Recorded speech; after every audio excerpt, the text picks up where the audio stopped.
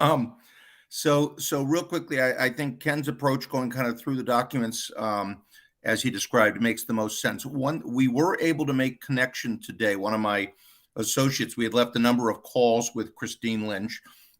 We even spoke with Jay Sullivan over there, who many of you may know. And then my associate was able, while I was in a meeting today, to speak with Christine Lynch.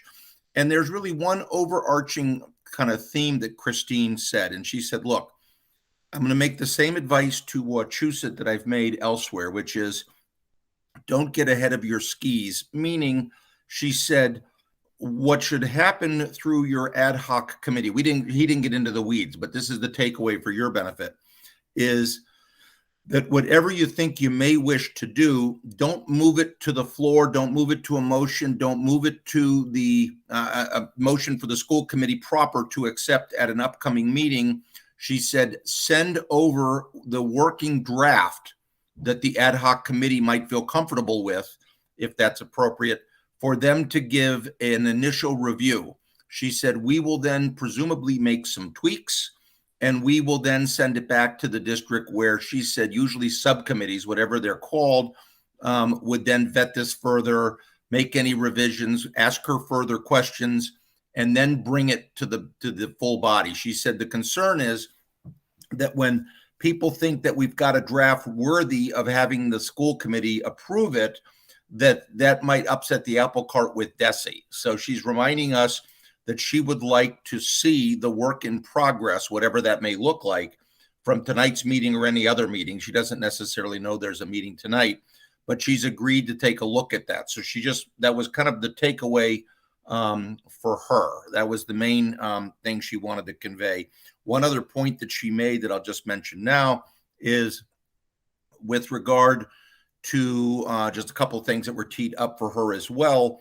With regard to the quorum, she said that wouldn't be an issue, Ken, the way that you were looking to do it, that could be crafted in such a way that wouldn't pose a problem. We can talk about that later. But the other issue she mentioned about weighting, there was a question about recalibrating, my word, the weighting, if the weighting becomes kind of askew, if you will, in the interim between the 5-year look, the review periods of the regional agreement. And her takeaway was you don't visit those topics midterm. You let it play itself out, and then you revise it or update it or alter the weighting at your 5-year review period. So that's just big picture. But a lot of what she said today really turns on, she said, look, I don't really feel comfortable talking in the abstract. I would like to see whatever the most recent incarnation is of the amended or the amendments proposed, and then I can weigh in, she said further. Can I ask you a quick question on that, Joe, or through Ken? Yes. Did she give any indication as to what her proposed turnaround time would be if on reviewing that? So she wouldn't commit to a particular turnaround, only to say that she would look at it as quickly as possible, is what I understood. So, I mean, we could kind of light a fire under her. I don't know how many of you know Jay Sullivan, but I mean, I could also reach out to Jay and ask him to kind of give a nudge. She seemed to, Jay had said that they work closely together on a number of things. So if we have a particular timeline that we want her to follow, she's prepared, if we wish to send her something tomorrow, to hit the ground running and look at it. So can I, as a follow-up to that, I would propose as we go through tonight to focus on the things that are relevant for them to review versus whatever that term was, getting ahead of the skis. And I think that if we can move quickly to get her something, it will show really good faith and hopefully get a response back. And that probably puts us in a better position to present to the full school committee. Yeah, Dan? So is it my place to offer any assistance? And I've worked with Jay in the past, and I'm just asking if is it appropriate for me, if need be, to make a call in a week or so and say, can you help us or move this along? I'm just asking. I mean, possibly. I think we could let Joe and his team do it for now. I mean, you've got a lot of fish to fry with the budget, but we only want so much of Jay's attention. Okay, yeah, and so Dan and I both know Jay well. So yes, we can try to move the needle as quickly as we can on this, but to the point of trying to get something to her sooner rather than later, I agree with that. So since Matt raised that, I think I want to kind of go down that road a little bit if people are okay with timing. So Dan, this is maybe a question for you because you probably know this date for the budget reasons, but we need to get this to the towns before the warrants close, right? If they're going to put it on the ATM. So I think, and I'm looking at you, Linda, in your box. I think Sterling's usually first, right? In terms of closing their warrants. So did Randy send something today? I feel like she sent it maybe not to everyone. I don't know who she sent it to. It might have just been to Mike that was copied to me, but there was something about a calendar of dates. Let me see if I can find that. That's correct. She sent it out. I think it was last week, Ken, Yeah. and it had all the dates for our meetings with the towns. And last night in finance, we talked briefly about the ATMs. I have to tell you, I don't know why I think that there's some warrants that are closing like in early March, and I hope that I'm wrong on that. I see March 11th for Sterling. Yeah, which is not too So far. I mean, we've got a little bit of I time, but believe- it's going to sneak up. Paxton's Yeah, March I believe 14th. March 12th for Rutland, I believe. yeah. So March 11th is the magic date, right? That's the date that the warrant closes. So we would have to give all the towns notice that we were planning to try and stick something on the warrant by March 11th, which means we're starting to get really tight here, right? In terms of getting information back, the subcommittee thinking about something, the full committee voting on it and getting it to the towns before March 11th, right? For it looks like the earliest one, 12th, 14th, etc. Holden's not till April, because we're always last. So let's before we do the rest of our work, I guess we have to look at our calendar. So we have the 28th, right, as a meeting. We have a school committee meeting, I think, on March 7th, right? That's a regular meeting. That's to approve the budget. Oh, okay. Sometimes the to approve the budget isn't as long as you might think it would be. It's the to approve the revise once we cut things budgets in the summer that are long meetings. I think that if business and finance does its job, yeah, I guess fitting both things on that agenda could be okay, unless Mike wants to have a special meeting. But we have to aim for the 7th, or if there's a special meeting on the 8th, however Mike wants to do it. Like that seems like the time we would be able to discuss it at full committee. So we would need to have DESI give its feedback. There's still some open questions I think we need to discuss as a committee tonight, in terms of some of the things from Joe's list, mostly about the how we make the change, like how if we change the size of the committee, how people's terms end and whatnot. But so if we want to aim for the 7th, we'll have to ask Chair Dennis if that's acceptable. We'd have to have a meeting the week of the 28th, right, to review DESI's feedback as a subcommittee. Just speculating here, right? So, and we'd want to schedule the meeting in times that Joe would have the possibility to fix things. We want to make sure we actually get stuff back from them too. So what maybe I could turn to you first, Joe, about that. So we have a school committee meeting on the 28th. We'd be aiming for the 7th. We'd want to get something out to the full committee from our committee, with your proper language. Mm-hmm. So I would think Tuesday or Wednesday of that week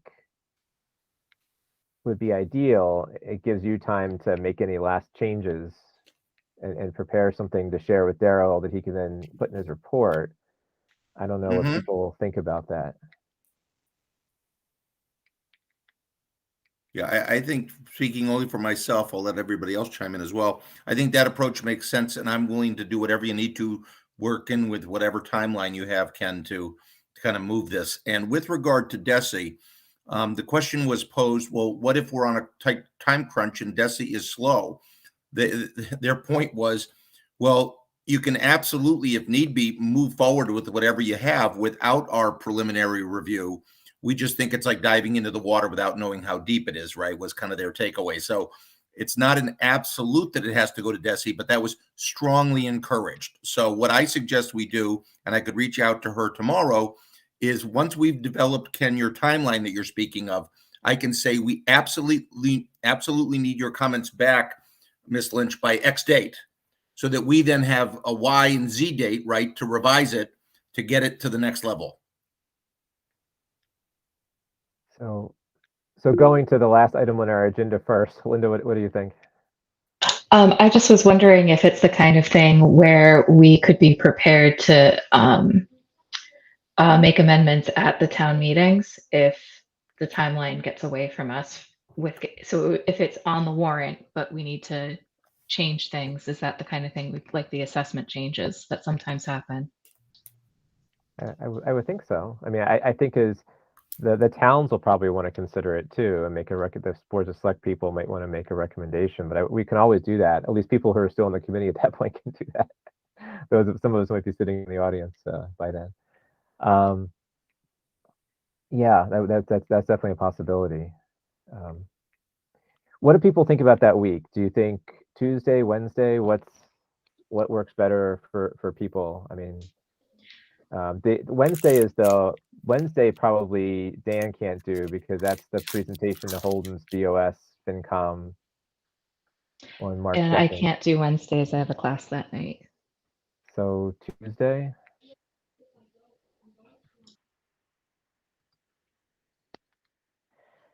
So that's Tuesday, March 1st. I don't know. 6:37. What do people want to do? I would not be able to make it that day.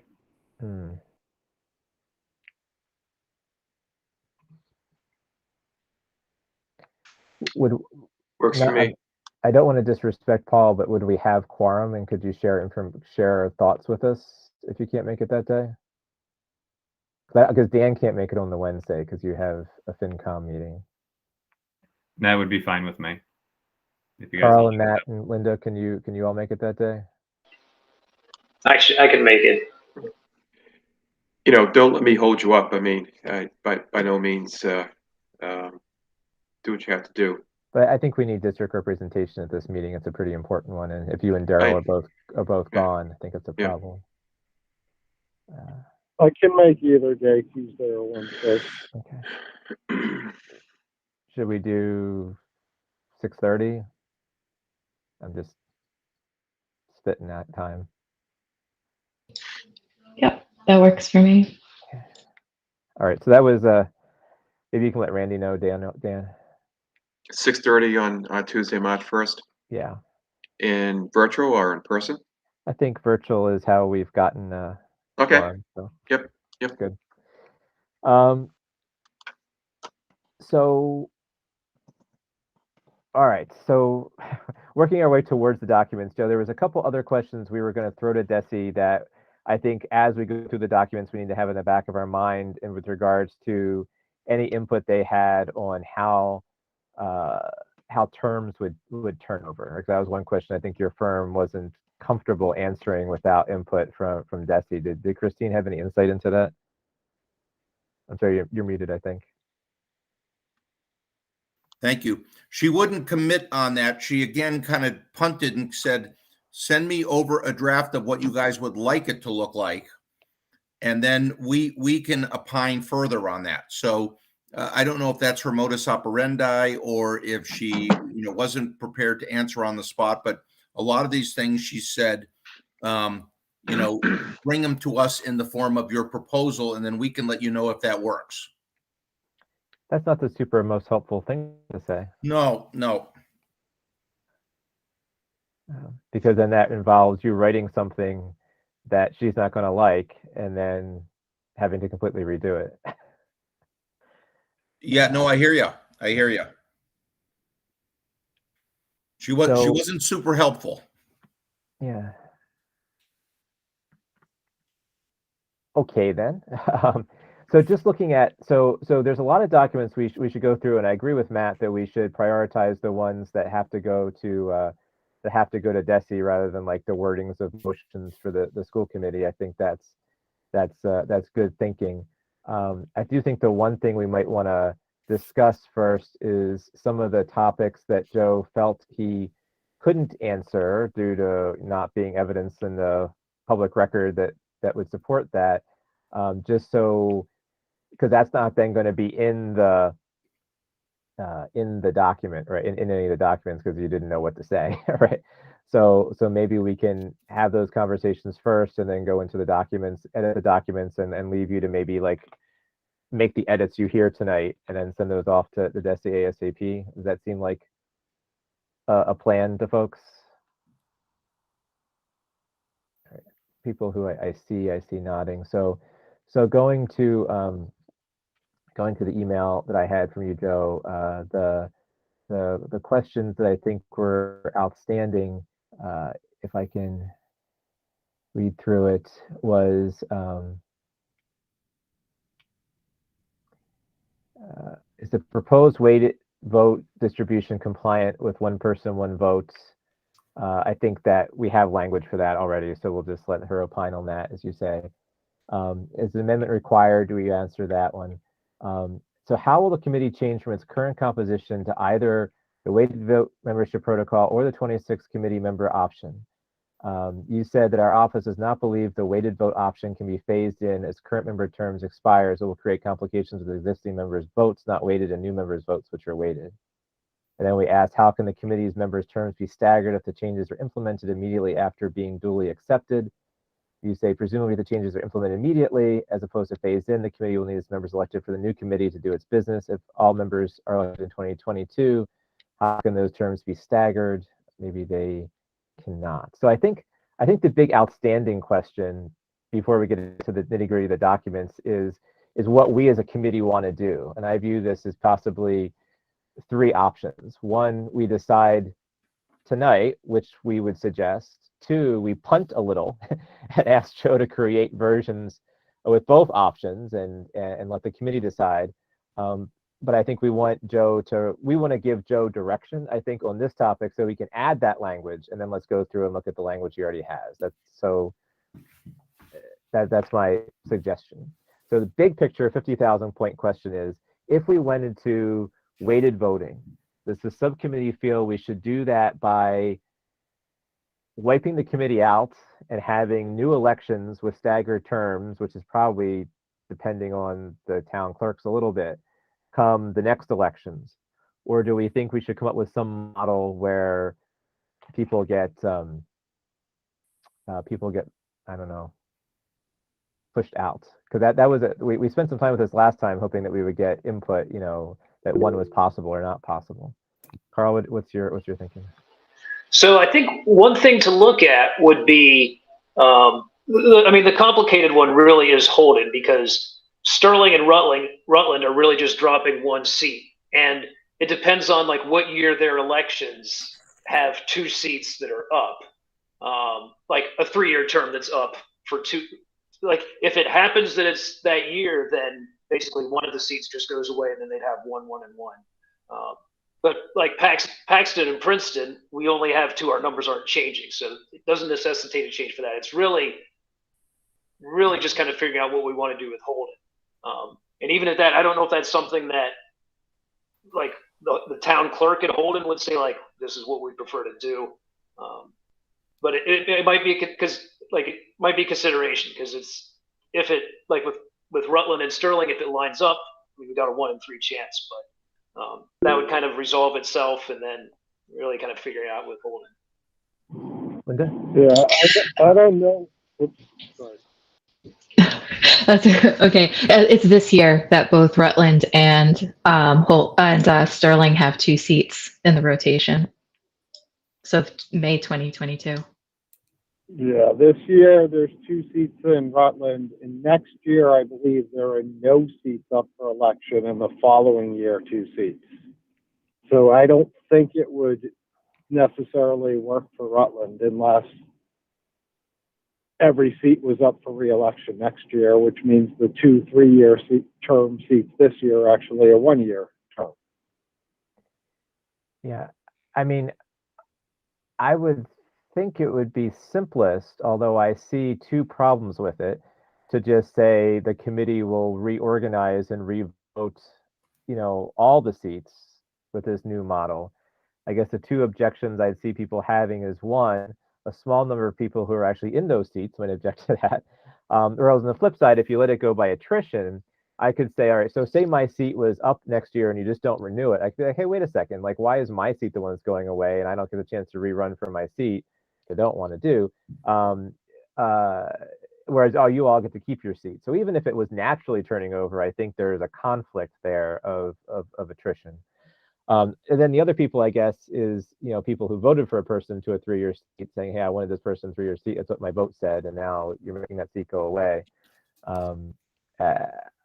Although it's sure as heck seems simpler to just have a setup where you're like, okay, Holden will elect next year 2 3s, 2 2s, 2 1s, and then we'll get on a cycle of 3-year seats. It seems simpler, but I don't know. Paul, what's your thinking? Just one added complication is that the nomination papers are already out. So, I'm up for election in May, and I already have my my papers to gather signatures. Yeah, well, this won't take effect till next year's elections. Oh, okay. So what we're saying is, say you win, right? Your 3-year seats. If we went through the model of just reforming a committee, your 3-year seat would turn into a 1-year seat, and everybody in Princeton, everybody in Sterling would have to run for either a 3, 2, or 1-year seat. However, we might divvy that up in that year. Joe, what is your thinking in terms of? I know you're just here to tell us what the law is and not dictate policy, but what is your take on this? So I don't know that I necessarily have an opinion. It's really, again, what do you think you don't want people to feel slighted, right? Or to feel that they're getting short shrift. So I think you're really ultimately going to want to make that decision based upon what you think makes the most sense for the district as a whole and the way things have done in the member towns. So as you indicated, there are a couple different models. And so which one do you think might cause the least bit of resistance? Which one do you think might be most workable? And then we would present that, or both options, right, if you will. We can draft whatever language you wish to Ms. Lynch, who can then give us her 2 cents. I mean, I like the idea of drafting both languages and then having our committee actually make a recommendation, even if we do that on March 1st, because I don't want to. I've been to too many of our meetings in the distance past where it was A or B, and those meetings are awful. I think it's better for the subcommittee to consider it, make a recommendation, and if the committee doesn't want to take our recommendation, we have language ready for another option. But I do think we should at least make a recommendation. So what I was thinking, Ken, kind of dovetailing with your point, is we have. It seems to me we have kind of stair step, right? We have 2 alternatives that we vet ourselves, that we draft the language, we send it out to you in the next day or 2, right? Then what happens is we present those to Christine Lynch. She weighs in, gives us the merit or lack of merit of either of those alternatives. We then come back, the committee choose on what her recommendations are, pros and cons for those various approaches. And then you're right, a recommendation as to the preferred option would be what would be conveyed to the full committee. So you're right, it's not a either or. Ultimately it is, but what you'd be doing is you'd first be proposing what you believe to be the better recommendation. So in a sense, we have to have 3 changes to the committee size proposals ready in my mind. The weighted voting with the turnover of the committee in its entirety. The weighted voting with I don't know how it would even work, but the phasing in as the seats attrit, if that's a verb. And then the going to 26, which I don't think actually requires the same language. Going to 26, I think, can be, with X, Y, and Z seats for each town to be elected as the town clerk sees fit, or some such language. Just kind of pass it off to the clerks to figure that out, because the seats are all going up. Nobody's going away in the 26 model. in my mind, that's almost the order in which I like the options. But that's up to the subcommittee and then the full committee, right, to decide what we want to do. So if I can, I'm digesting what everybody's saying, and here's my thought process on it. Joe, I think you brought up a good point on least amount of pain. Now, we have to deliberate as a subcommittee, then a full school committee needs to deliberate, and then 4 out of 5 towns need to pass that. My suspicion is if we went to a weighted voting and everyone's term ended and there was a re-election process, again, just my suspicion is that that is not going to sit well in at least 2 of the 5 towns, perhaps more. My suspicion also is that if weighted voting happened and it was, hey, let's figure a way to get down to the size of 16, that's probably not going to sit well as well. I don't know how bad that pain is, but I suspect it could be as bad as the pain that I just described or a little less than it. Unfortunately, and I say unfortunately because I've already stated my thoughts on the size of it, but I do think if you propose going to a size of 26, that is the very least amount of pain because number one, it does not impact anybody's term on the current committee. So towns are much more likely to show no resistance to that.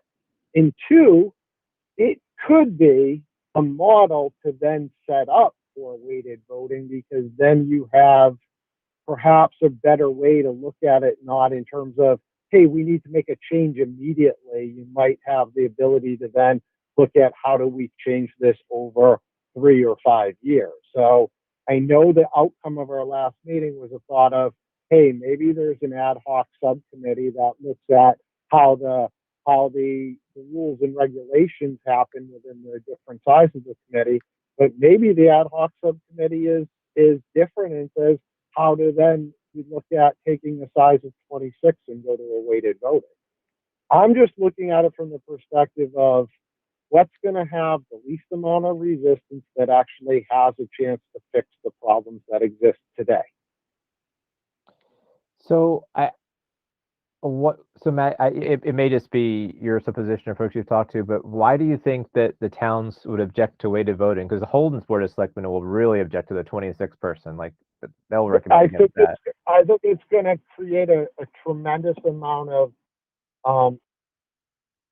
I think people that hold papers for Paul, for instance, mentioned he has papers for a 3-year term. I think people are signing people to nominate them for a 3-year term. And if they find out on the town floor or whatever that their nomination for a 3-year term is going to turn into a 1-year term, I think there's a huge chance that that's going to create mistrust, distrust, and people to say, why would I support that? Yes, the argument could be I'll just vote for Paul again next year. But I see that as something that there are a lot of seats up this year. There's a lot of pent up aggression from voters, and I think that it's one of those things that it doesn't really help to say, hey, what I just thought I did is actually I'm getting the rug pulled out from me. I mean, that may be. I guess we may have to just debate that at the full committee. I think they dislike us so much they'll want there to be fewer of us, and they'll overlook every other part that makes that not happen. They probably wish that we would go to 2, but you may be right, Matt. I don't know. I think I agree that I think that concern about I just voted for this person for 3 years and the other one going to be for 1 year. I think is a problem. I don't know how much people other than that one person are going to be too upset about it, but it's possible that people will be upset. I don't know. People are hard to predict. I feel like, yeah. I've spoken to a lot of people, and I'm sure we all have, but I feel like does the school committee really represent me as a constituent? Do they represent my viewpoint? Do I actually have a say in any of the acts, right? And I look at that and I say, I don't know. I'm going back to pain. I do think that the least amount of pain would be to correct the size of correct the representation of the committee, not necessarily the size. Because of those factors. We don't know what the clean answer is for that. It's not the appropriate year for the town of Rutland to even do it from a 2 seats or up. Let's reduce it to 1, right? So the timing just doesn't seem right, and it doesn't feel right. Although I don't know the timing will ever be right, but yeah. Linda, what do you have? I was going to say just what you said. I mean, I think that there's, we have to kind of make a leap at some point. None of these things are perfect. And, you talk about the representation angle from one side, and there's going to be the other side of well, we don't have the right seats and the right apportionment now. So I think there's going to be pain no matter what. It's going to be growing pains. I have to say that the total sweep idea kind of makes sense to me as an angle, because I think that's the clearest to explain, and I think it's the clearest to set up now to prepare for down the line. I also don't know how much people generally, and this is a value judgment, so I think that this shouldn't be really on the table that much. But just, I don't know how much people really pay attention to the length of time when they're signing papers or they're choosing a person on the ballot. I think that it's a small part of the calculus for most of the voters in the 5 towns, but I don't know. I don't have a way to find that out, really. I mean, it may be that if we took the route of asking Joe to write the 3 possibilities that we have on the table, and he goes to Chris Lynch, she may be like, tell us something that makes this decision for us. Possibly. I mean, I don't know. Or at least takes one of those things off the table, so that when we come back on March 1st, we can vote as a subcommittee and then have both 3 whatever options to the full committee. I mean, I think that there's pain for all 3 of them, and the full committee may completely agree with Matt's perspective and want to go with that route. They'll feel the pain of those 26 people around the table for the next 5 years, but as well. But that's a problem that they'll have to work out on a bylaws committee of how to make that work. But Ken, the one thing I would point out is right. I'm not looking at it from a size perspective. I'm looking at it from a pain of transition. So yeah, if I'm speaking for the town of Rutland currently has 4 seats. Mm-hmm. They have 2 seats elected for 3 years, 2 seats elected for 3 years, and 1 year off. The town of Rutland's going to go up to 6 seats if it were stayed the same way. Next year, there are no seats up for election. So to me, the least amount of pain would be you add 2 seats of 3 years at next year's election. You have 6 seats, 2 every year, right?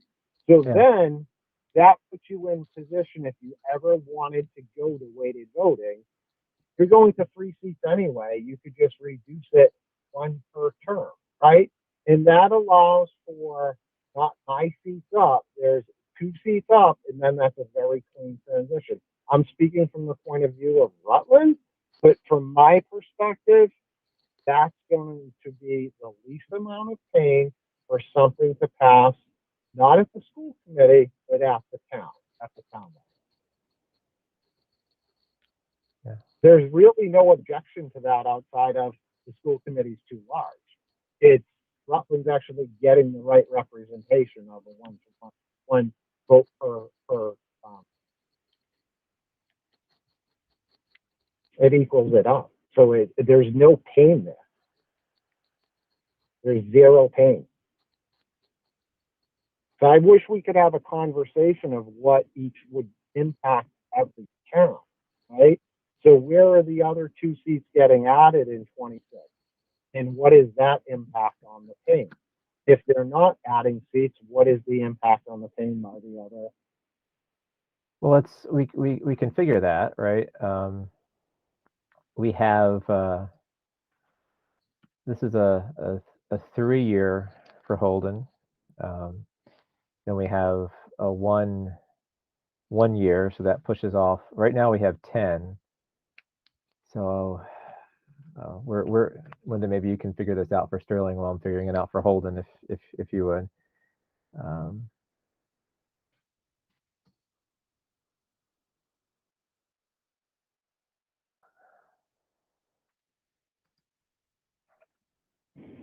Would Holden be adding the additional seat, Ken?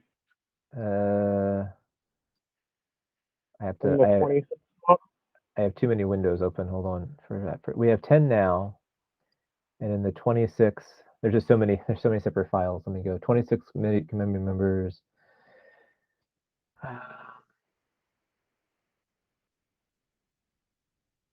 Yeah, we'd have one more. We have 11. So that would be adding a seat next year into whatever seats are open. Yeah, presumably. So that seems like not a tremendous amount of pain versus figuring a way to reduce the committee of 10 to 5. So what about Sterling? They're adding one, so that would be adding the seat to an election next year. Right, and I was actually wrong about this year. I forgot that there are 2 up this year because one resigned. So it would be to fill the rest of, it would be to fill a 1-year term for one and then a 3-year term. And next year in 2023, there'll be 2 seats. Yeah, next year. So, Yeah. Yeah, next year is Holden's 4 year, so it's not the best year. I think it would be better if it was one of the other 2 years, because 3, 4, 3. So it would be 3, 5, 3, I guess, if it was added next year. But I guess you could always add a 2-year seat or something instead of a 3-year seat, and that's something a town clerk could figure out. That's why I think in the 26 language, we maybe, Joe, this is just my throw out there, is that we don't go into the weeds on that we, as so apportioned by the respective town clerks or something, and let them deal with getting to the number, because they're responsible for filling seats. If I Holden agree. wants, 353, they can do 353. If they want to do a 2-year to make it 344, I don't really care. Yeah, no, I agree. So I think, I don't know, what other, Paul, Carl, what are your thoughts on this? I mean, like for Paxton, it's just this year that we're in right now is our empty year. So it would have to be the same thing. Like the clerk would either have to have 2 in 1 year or make one of them a 2-year. But I mean, as long as that's something that, like, even though the agreement says it's a 3-year term, that the clerk could say this very first year is going to be a 2-year term. Assuming, as long as that's legal, I think it's no problem.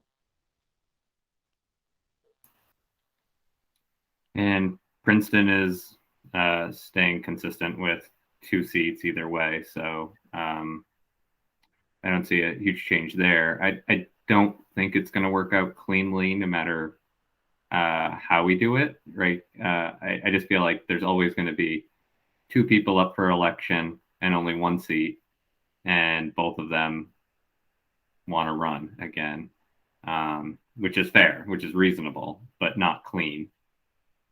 I don't think we need to make this decision tonight. I think I'm hearing some disagreement in the subcommittee, which is fine. We don't have anything to vote on because we don't have the documents finished anyway. So if we could prepare those 3 possibilities, and we'll go through the rest of the documents shortly, and then we can kind of hash that out and vote on what we like the best, or what we want to move to the full committee at our next our March 1st meeting. Again, Chris Lynch may take some of the options off of our plate, so maybe not still have a sense of fighting over something that's not an option. If she says the weighted voting model you're presenting is no good, then there's no discussion. We're going to 26 and it is what it is, right? Well, Ken, I also just want to talk to, I mean, we're talking about, hey, let's think of models, but Yeah. okay, let's play a scenario that weighted voting model gets developed where all seats are wiped and everything goes up for reelection. And this is just a question on the committee. We have standing committees, like Business and Finance always has a committee because there are people whose seats remain during the election cycle.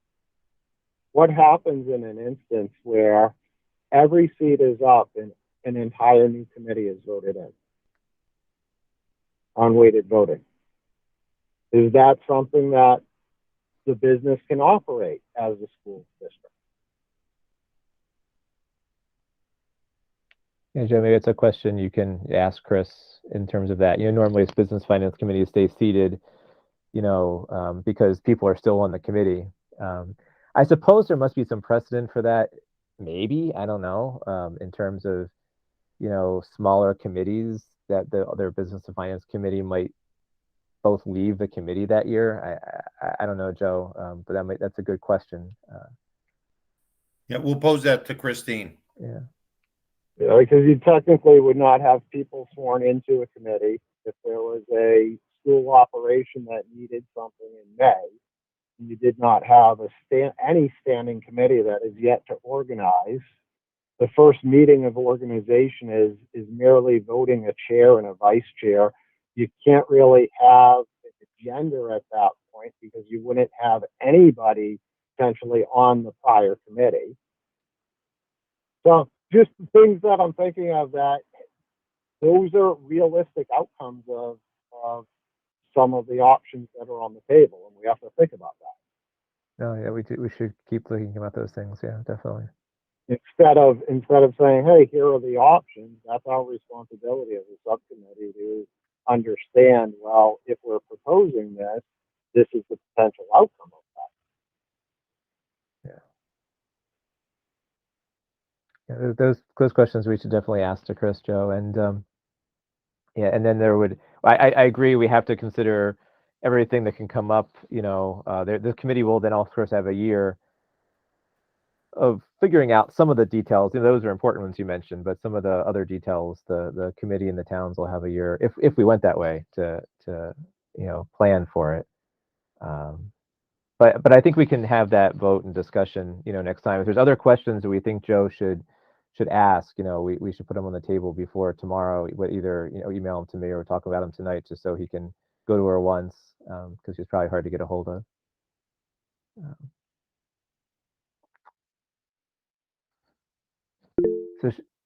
So Linda, yeah.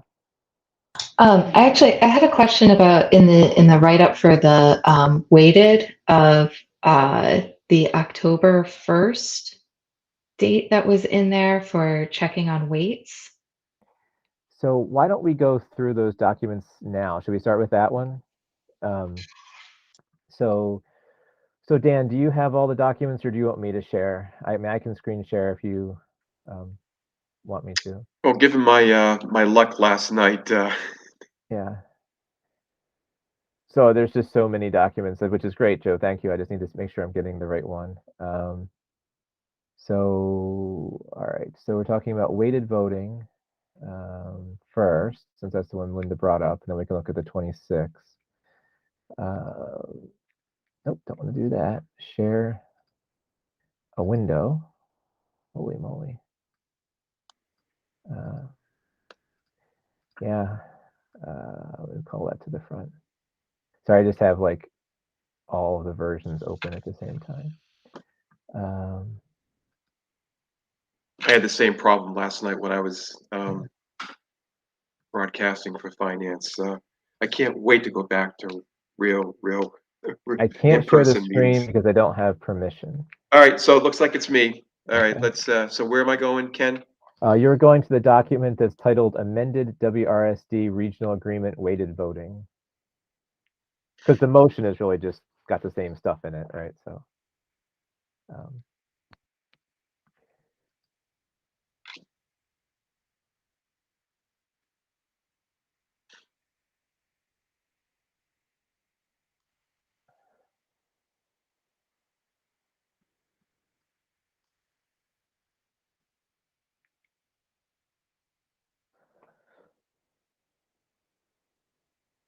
just give me a minute to. You can still carry on. Well, if people have it in front of them, the section 1.1.1 says the Wachusett Regional School District Committee, hereinafter referred to as the committee, shall consist of a total of 16 members.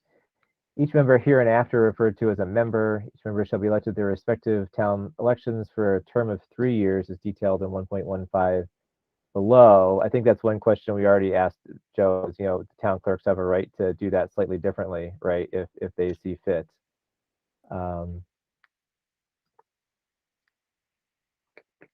6 members shall be from Holden, 3 from Rutland, 3 from Sterling, 2 from Paxton, and 2 from Princeton. So do we have questions about that paragraph? Other than the one I just pointed out there? Does the town clerk actually have the authority to do that? That's the question. Yeah, we don't know. Because I wouldn't believe that a town clerk can just say how it's made up unilaterally. Yeah, I wouldn't. That's my concern with the way it's worded. I believe the town clerk in Rutland is an elected official, so I would be hard pressed to think that they can determine the terms of other elected officials, but I could be wrong. Yeah, so Joe, I guess the question there is, do we have to word that so that they're 3-year terms, like with the staggering, right, that you would imagine doing here, right? In the first year, you would elect blah, blah, blah, in Holden, blah, blah, blah, in Princeton.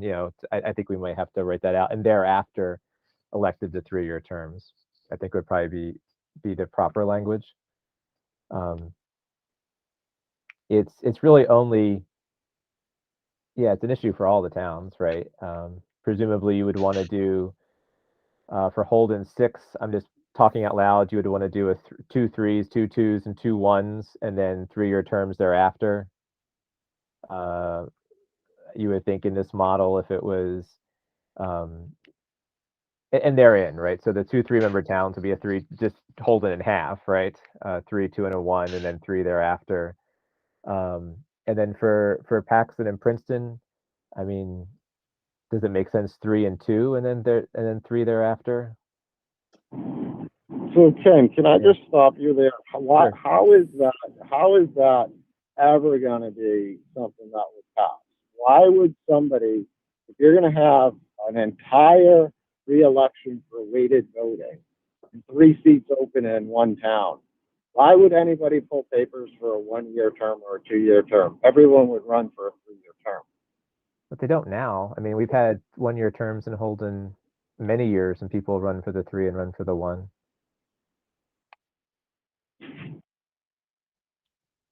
I mean, I don't know why, but they do. I think it's very. I just think it's. We're not thinking of this logically. We're just thinking of it as what needs to happen. We're getting into a very dangerous place of just proposing we should do it this way without actually thinking about the repercussions of that. Well, I think it's clear you you think this wouldn't work, and it's fine. If this is the model we're doing it, I mean, I think this is how that would have to work. And if we want to vote against it, figure out the logic behind it. That you would say to some people that in a town where there are 2 3-year seats open this year, that you pull papers, you're elected for 3 years, your term's going to end, you're going to need to rerun for either a 3, 2, or 1-year term. There's no logic to that. What that comes across as a school committee making decisions with no scientific logic behind it. I mean, I think it's the logic you disagree with, but there is a logic behind it. I don't know, Joe, do you have any? How else would we do this? Joe, you're muted. Joe, you're still muted. I'm sorry. I keep hitting pause so I don't overrun everybody else's thing. But these are all legitimate concerns, right? And at some point, you've got to present something, pull the Band-Aid off. And so I think if we're going to do this proposal, we draft it in the best way that we think it'll pass muster, maybe with Chris Lynch. She may weigh in, of course, on that whole issue about town clerks, especially elected officials, and their ability to kind of determine what the terms might look like. I think that is a real concern, and she may have some strong thoughts on that.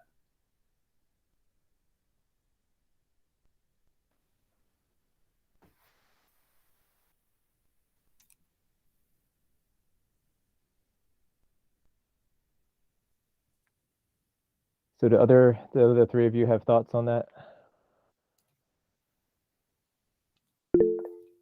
Carl?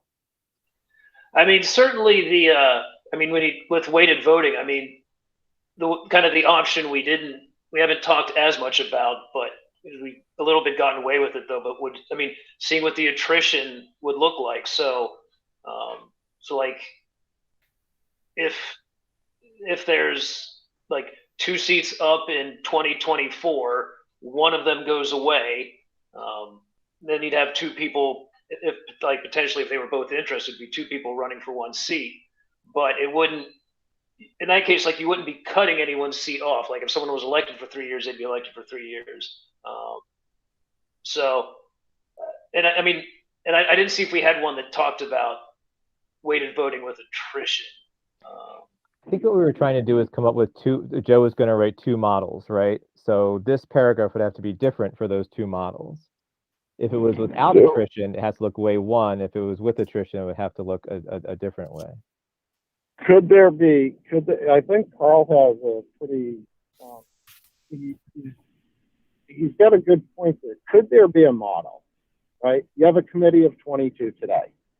Could there be a model that looks at going to weighted voting at a committee of 16, and that you go from 22 to 16 based upon the years of attrition, right? So in a sense where I'll just take the town of Rutland.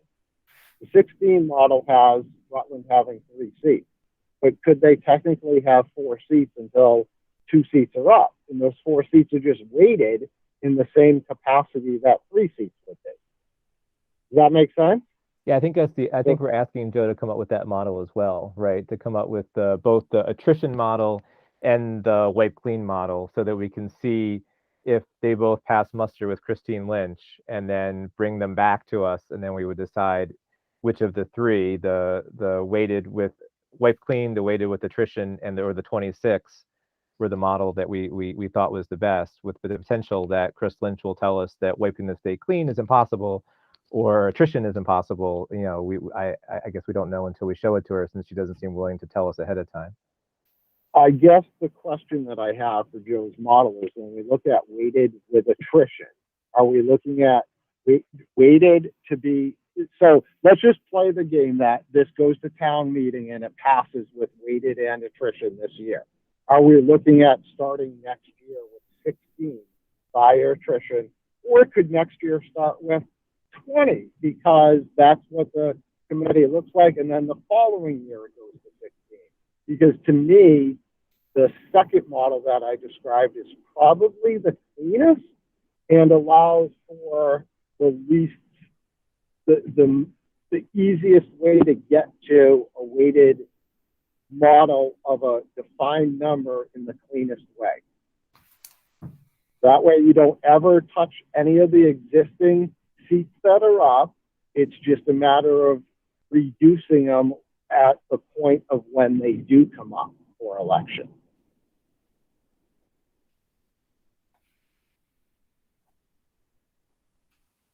Does that make sense? Yeah, I think that's what the attrition model would have to look like, right? We would have to wait, and then the weights would change as we attrited to the seats. But I think that's the if we have weighted A and weighted B, or weighted B and weighted A, I'm not judging them. I think those are the 2 models we want to show Chris. You know, one where, yeah, it's probably not going to be to 16 by next year, but it's going to attrit down to 16 with, I guess, the weighting changing, right? To me, that seems like it avoids having to worry about the town clerk having to redistribute all the seats, right? That would come up at the point of that election, and it would probably take a lot of the variables out of the equation. It would, in ways, I mean, it depends on each of the individual towns, like when the seats come up. I guess the questions, like if I'm thinking about pain, to use your word, I guess I would say, if I'm Joe's school committee member and my term comes up next year and my seat gets attrited, I feel there's a little pain there too, right? Because there's not a seat, if there's not a seat for me to run for. Well, in that case, you wouldn't feel the pain because your 3-year term you would have fulfilled your 3-year term. There might have been 2 seats when you ran for your 3-year term, but there's still a seat that's opening the following year, and it's just another 3-year term that you would have the option of running. Yeah.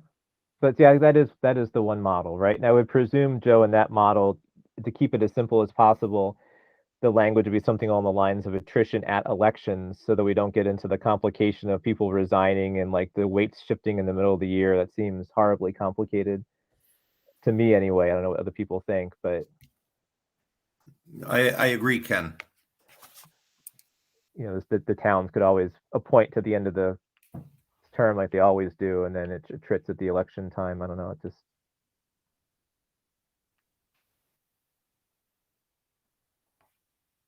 so this paragraph would have to look differently from those 2 models.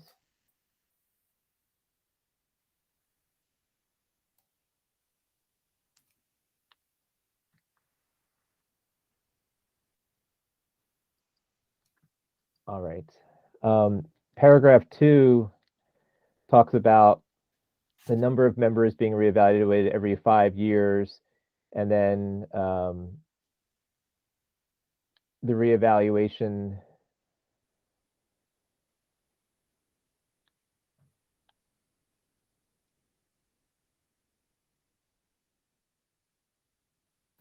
I guess the last sentence where it talks about this reevaluation numbers of the committee. Joe, Dan, can you scroll up to 1.1.2 where we're at? Right. This is not what we're looking at. Are you? All right, so I'm sorry. Yeah, can you scroll down, Joe, pretty far? Sure. Dan, rather, I'm sorry, scroll down pretty far to, Yep. Yeah, there we go, to 1.1.2, right? So,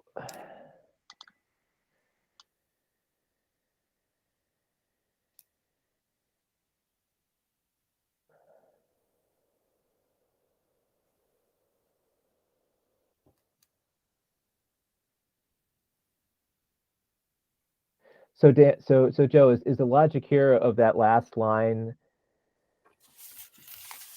that we have the future committees would have to review the so this is just so it doesn't have to go to the towns? I mean, I guess the question I have is, if it has to remain at 16, it might be, I don't know.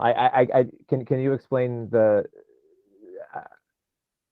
this part for me? I'm sorry. So, and we can wordsmith this a bit if we're not achieving the objective, but I think the sense, and maybe we didn't capture it correctly, was that that you do this kind of deep dive, if you will, right? You review the entire regional school district agreement on a cycle, on various cycles of every duration, and there are certain hoops that need to be jumped through to put in place an amendment. And what we were trying to capture here is to say any kind of reconstitutions as needed under paragraph 1.1.2 would not be viewed or be considered to rise to the level of being an amendment to the regional agreement, which would then not beget all of the hoops that one would normally need to jump through to make an amendment.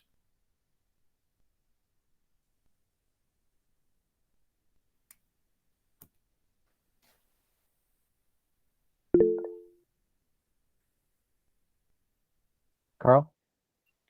So, question, Joe, though, if we kind of go that route, do we run into a problem then with 1.1.1? Because say we get to the end of it and we're like, okay, we gotta move one from Sterling over to Rutland because that's where the way the population numbers shook out. So then what we would have, then the makeup of the committee would no longer match what's in 1.1.1. So like it reads great saying that we could shift around without having to make an amendment, but I don't know if we would be able to then continue to have the agreement where 1.1.1 says something different than what our actual committee is. Good point. Sure.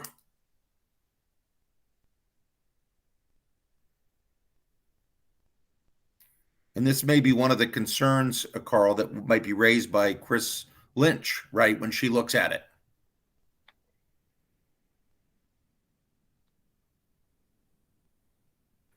You know, maybe we're getting a little too cute or trying to achieve too many objectives simultaneously.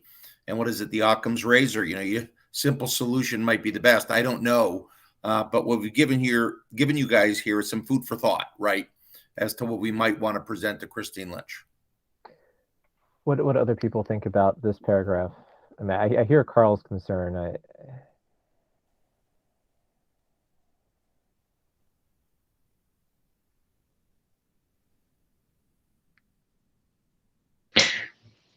I mean, I think that's the only concern that I have with that paragraph. Is that it seems like it would necessitate an amendment.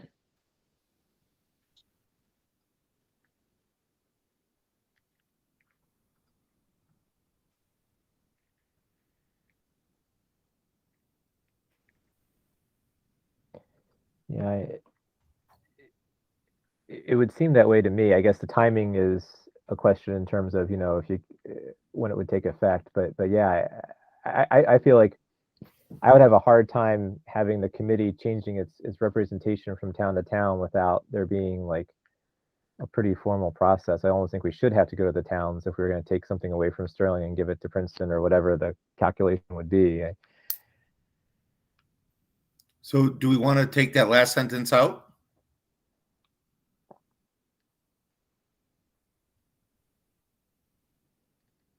I'd be okay with that. Just so that yeah. Just so that you know, I'm sorry. I don't have edit access. That's all I'm saying. I can't do it here. I think Joe is taking good notes, right? Yes. Yep. Yeah.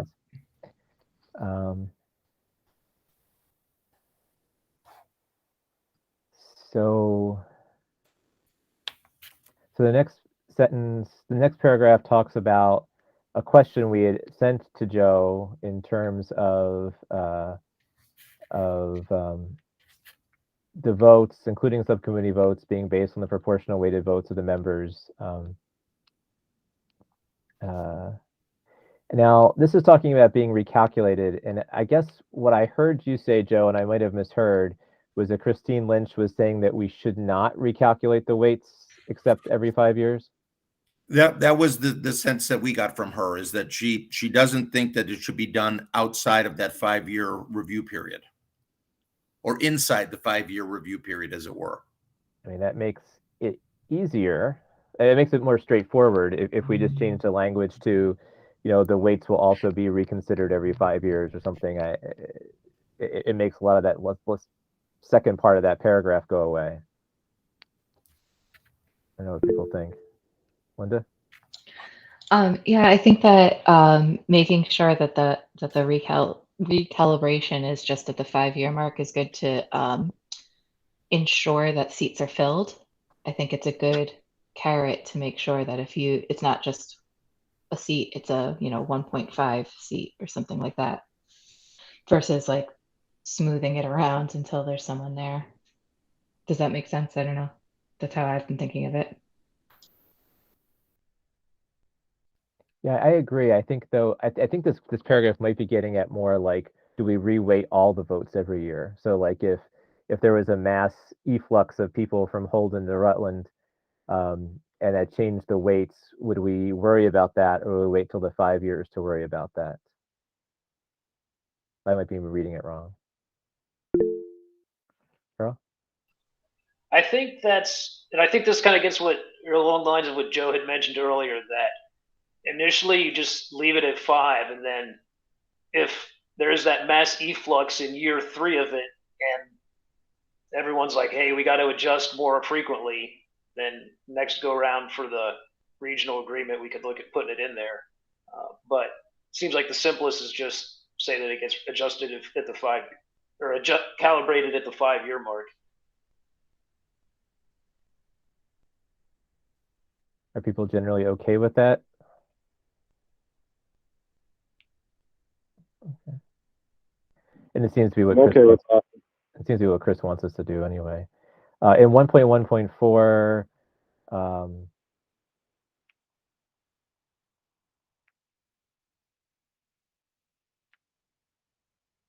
so Joe, can you walk us through, is this language necessary, or is this like state MGL or state law about how people are elected, or town business, or is this something that, why would we need this in the agreement? I don't know that you do. I don't think this is driven by statute. I think it was more, again, to give you kind of food for thought. So if that's not a direction you want to go, I think you can leave that out. If Chris, she won't see it, because if we leave it out, she won't get to review that. But if she balks and brings up any points about that point, we could put something back in.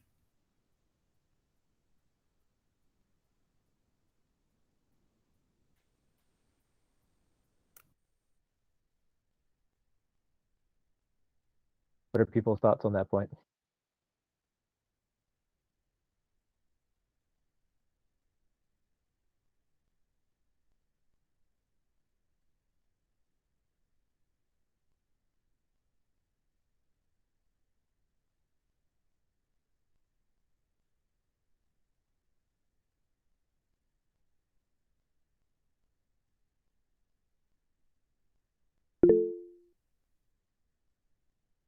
Paul? I'm slow to respond. I mean, it seems unnecessary to me, but I don't know enough to be definitive about it. Linda? I guess, does it change anything of how we operate currently? Would it require anything different than what's already standard year to year? Because I don't see a difference, but Is this language in the current regional agreement? I just have the new one in front of me.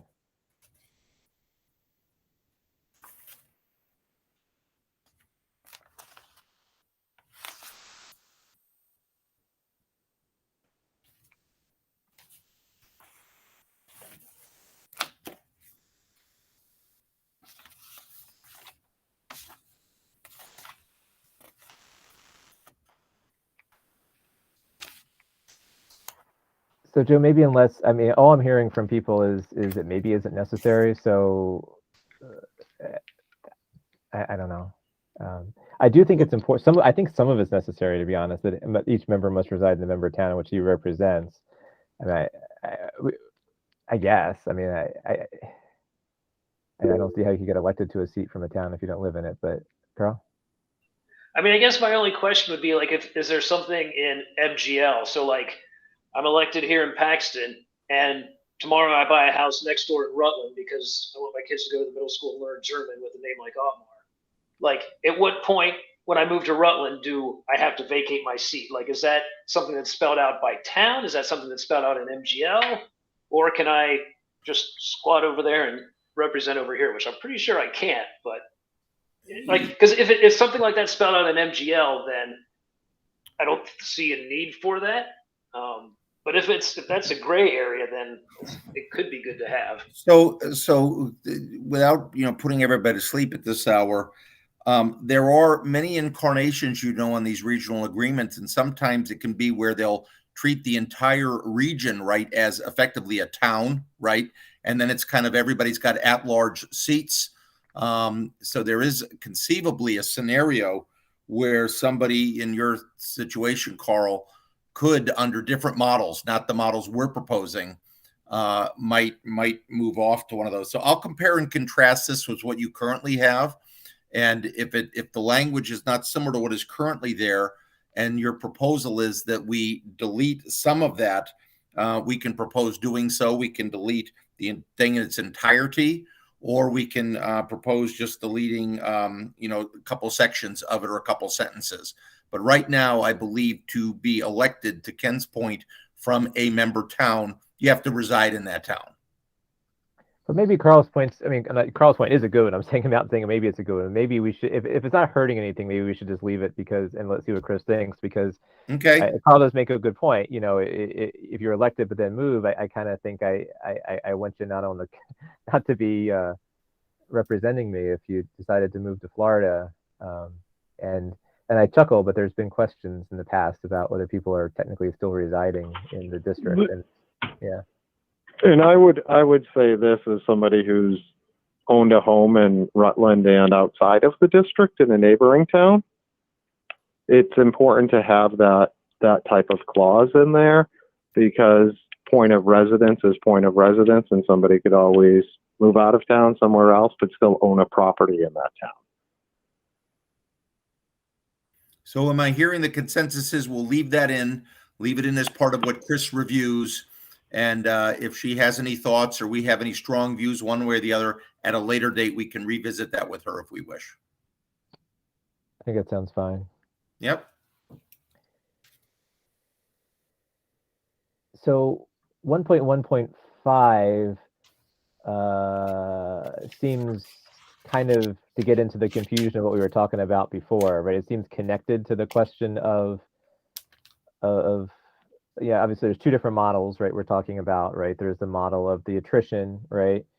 And then there's the model of the clean slate. And then there was the question of if it was the clean slate model, which I know we don't all like, but for that,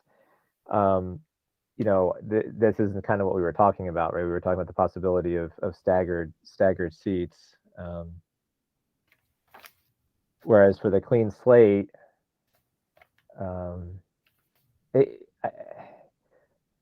each member will serve a 3-year term after being duly elected. When you say duly elected, you mean duly elected to a 3-year seat, right? Because it's possible that, like, even this year in Holden, there's a 1-year seat, right? And that person will be elected to a 1-year seat because that's what's open, or 2-year seat, whatever it is.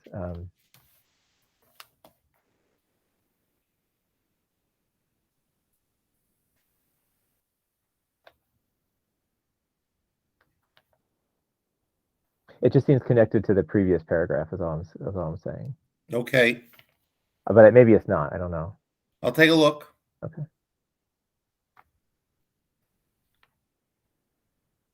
1.1.6 talks about the select board appointing for the till the next town election, which is what we do now, right? So it seems to me straightforward. Would other people have concerns about that? I think that's a very important piece to highlight, as so towns know that. In the past, we've had members resign, and there's been some confusion sometimes as to who appoints that person, whether it be the school committee or the town, believe it or not. Yeah. Linda? So I just have a question about the jointly in that, right? That's in this one, right? So the remaining committee member or members from the member town and acting jointly, like with the select board ahead of that. I just wanted to call that out because I hadn't recalled that from the that's not original. what we do, right? Right, that's not what we do. But if that's in the agreement, I think it's good to have that collaboration there. But So that's currently how it goes. Yeah, I think it depends on the individual select board. I know when Rutland had to appoint, I believe, 2 people at one point a couple of years ago, they did invite myself and member Haber to the meeting. We did not say anything in the deliberation, but I guess you could construe it as jointly, but we just kind of listened. But I would probably consider removing the jointly piece, because if it's going to be appointed by the BOS, they're going to control the agenda for their meeting. And it's probably not in our role as a school committee member to go there and represent the school committee. Yeah, it seems dicey. Carl? It does. So I was just going to add, because I just took a quick look at the kind of the existing agreement, and yeah, the existing agreement just says the select board appoints. The only other thing that's in the existing agreement is that, like, it says if a vacancy occurs or failure to elect, then the select board appoints. So I don't know if we need to add failure to elect or vacancy kind of covers that as well. And we've definitely had failures to elect, Miss Sterling there. Not you, but Sterling has definitely had that issue of failure to elect multiple times. So yeah, I think the select board only, Joe, is the way we've been practicing. And Okay. I agree with my fellow members here. I don't want to put words in your mouth, but like, I don't want to, if I'm a Holden member, I don't want to go and pick the next Holden member. I feel that's a bit of a conflict. Especially if the person I pick doesn't get on it. It seems like it could be some pretty hard feelings. And I'm also representing the whole committee, which I'm not charged to do, right? As a individual member. Yeah, so I've deleted that. Okay. And then I think Carl's point is also well taken about the failure to elect there. Could be a good addition. Mm-hmm. Could we make failure elect demand that the town has another election? Just put the pain back on the town for not electing somebody?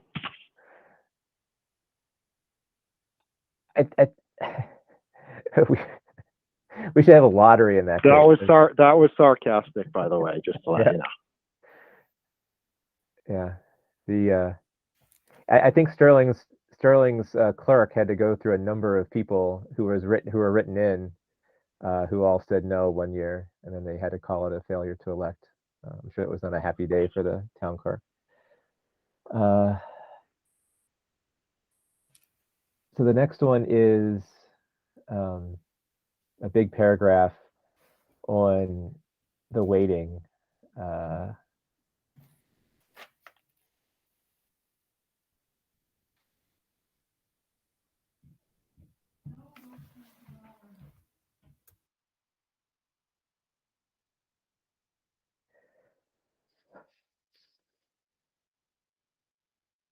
So I guess, and having looked at other agreements, Joe, and I don't know what the right answer is here, other agreements seem to just put the weights in, right? And don't go through all the explanation of how they got there. I mean, I think it's important that that document lives somewhere, but it almost seems as though this chart is kind of pushing towards the change it every year model. Whereas if we're gonna say like a weight, it almost seems like we would just say what the weights are and give some written justification for that, and then it gets reevaluated every 5 years. Whereas I think some of this stuff, at least to me, some of this stuff could be in like the explanatory letter, but I that's just me. What other people think?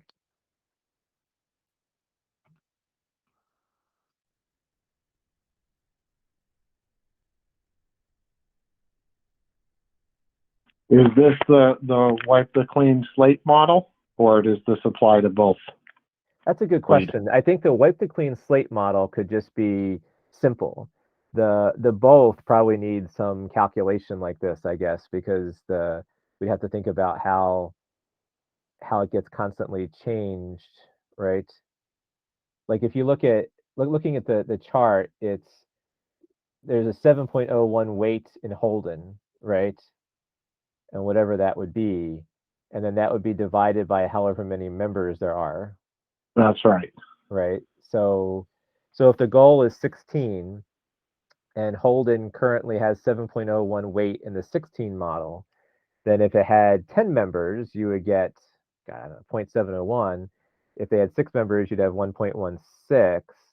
So I guess this would have to be in there for that model, but probably wouldn't have to be in there for the wipe the slate clean model. Is that?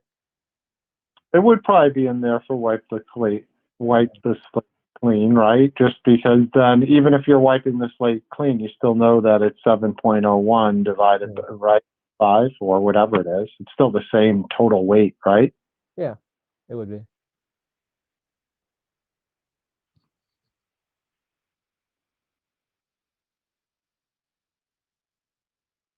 But I think that the paragraph might change in the sense that for the wipe the slate clean, I think we would get rid of the sentence about such allocations of weighted votes will be reviewed and adjusted annually on October 1st, because we wouldn't be doing that. But for the attrition, it would have to be that some sentence along the lines of the allocation of weighted votes will be reviewed and adjusted at each town. I know after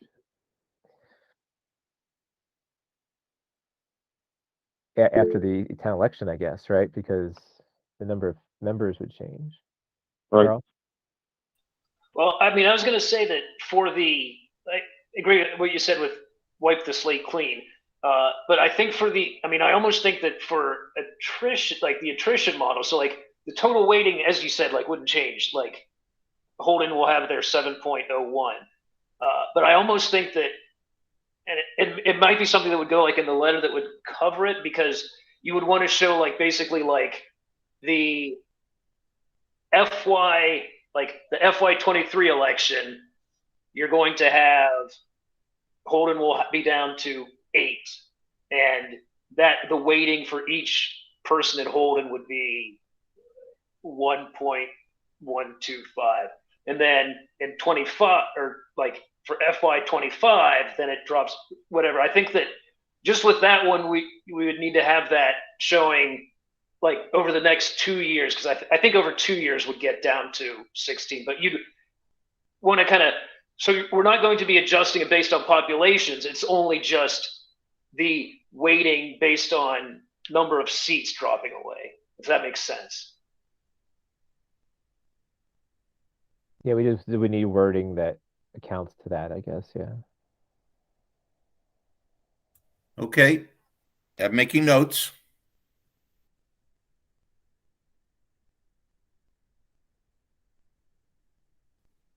So does that have we put on the table what we need to put on the table for Joe for that section? Yeah, I think it's just the clarity is right. There's only three towns in a weighted voting model like this that, well, there's 5 towns total, right? But there's only weights that might impact variables over the next few years. So just putting on a chart that says total weight, and the total weight stays the same, and then here's what it is with the different members, I think that gives it all the clarity. So it's more, I think, a visual as it is than wording in it. So we're going for charts, Linda. That'll make you happy, right?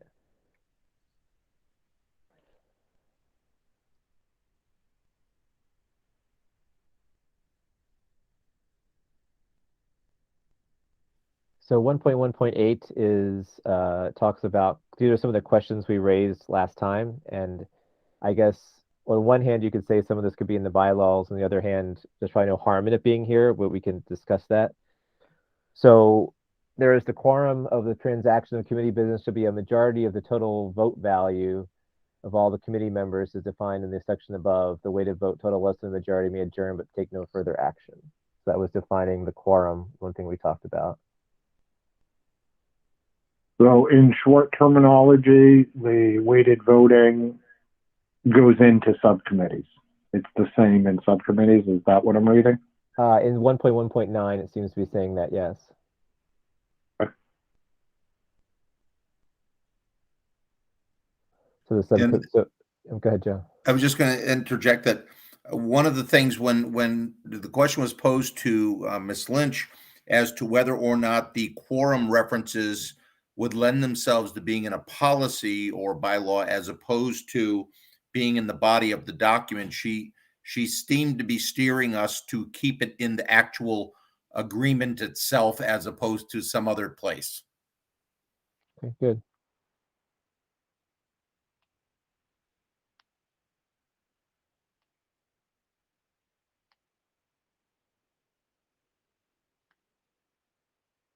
So 1.1.9 is again, Matt, that gets at the subcommittee being the same, both for quorum and for voting.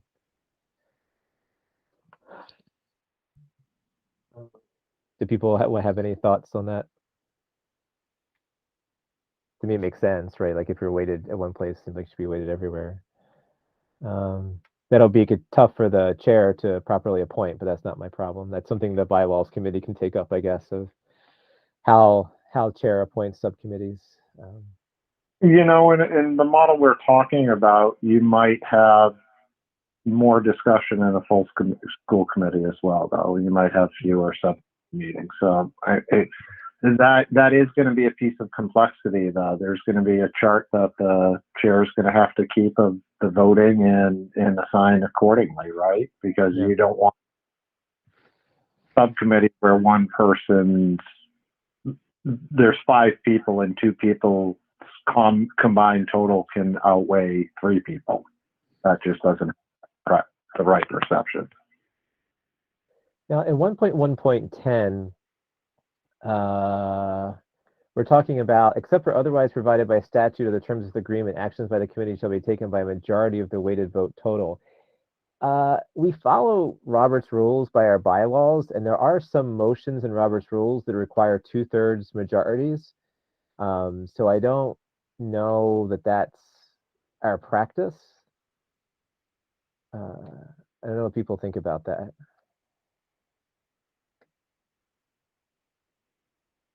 I'm having a mental moment of coming up with examples, but I feel like maybe voting to overturn the ruling of the chair might be one of them, or extending the committee. It might be in our bylaws. It just requires a 2/3 vote to extend the meeting until 10:30. I think there are 2/3 things that we've done. Closing debate or calling the question. Yeah, that's a good one. Calling the questions at 2/3.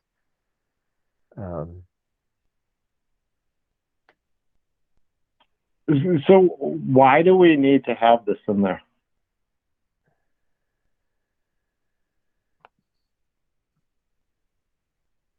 I think that it feels like 1.1.8 is talking about quora.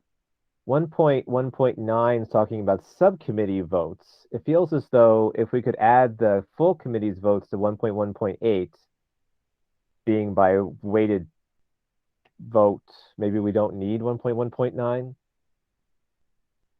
or 1.1.10 rather.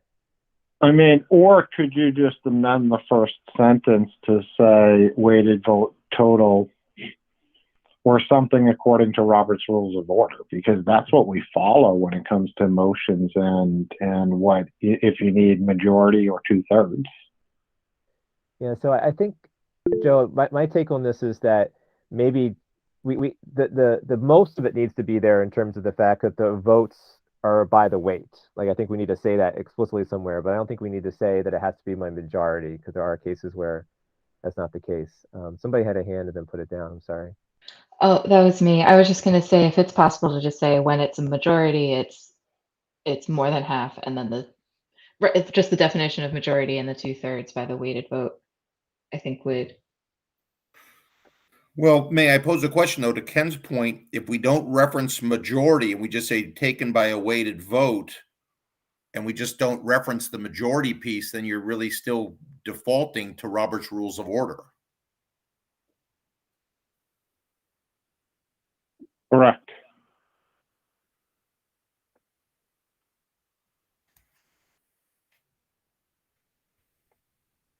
So I can make that revision.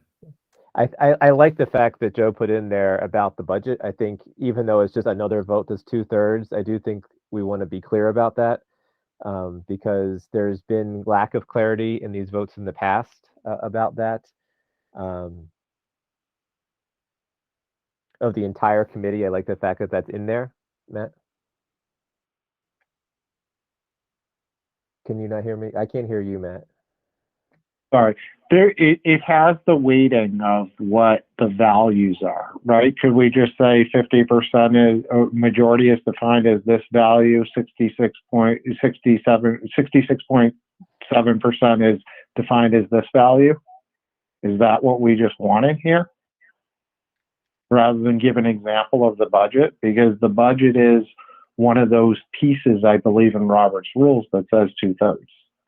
One thing that's different, and I don't know how to relate that, is that there's things in Robert's Rules that I think are 2/3 of the members present, but the budget is 2/3 of the entire committee. So I think we want to have some clarity there for that. So that's why this is in here then, right? That's why Should that be a separate clause then? Maybe? Because it is right, it's 2/3 of the standing committee too, because we've had situations where there's been 22 seats, but I believe one's been vacant, so it's 2/3 of 21 versus 22. Am I correct in that? You're yes and no. You're correct that we did that, but we have subsequently determined that what we did was wrong. That it's supposed to be 2/3 of all the seats. So we were incorrect when we did 2/3 of 21 or 20 in the past. We should have done 2/3 of the full entire committee. So that's actually why I wanted this in there, particularly so we didn't make that mistake again in future committees. That it was separate budget clause then that says that, like, specifically that it's of, right, and it just talks about the budget, because that is something that we've had questions over, and it looks like there's been inconsistency in the past. Yeah, there has been. So I agree with Matt there in the sense that if 1.1.10 could address all votes other than the budget, and then we can be clear in a new section that for passing the budget, it has to, as you say, or the approve occurring of debt or to apportion the member towns, etc. The weighted is of the entire committee. Or maybe, as Matt suggests, it requires a vote of whatever. I mean, just clarity for the fact that it's not just the members who currently are on the committee, that it would require, I can do this math, 8.01, right? Or no, I can't do that math. 16 times 2/3. 16 divided by 3 is 5.34 times 2, 10.68, right? Is what it would require. 10.68 weights. To pass it.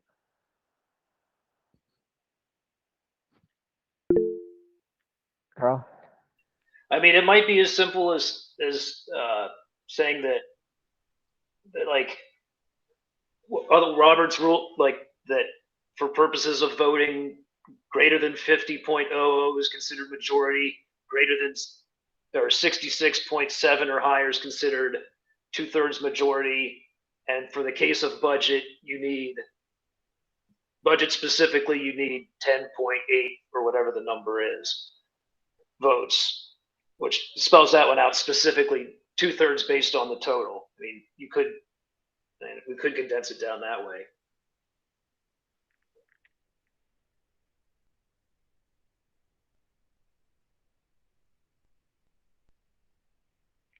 The budget, the only piece that we have 2/3 of the total membership.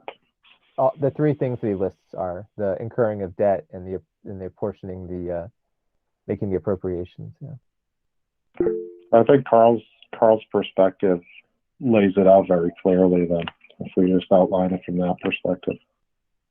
Linda? Sorry to play devil's advocate.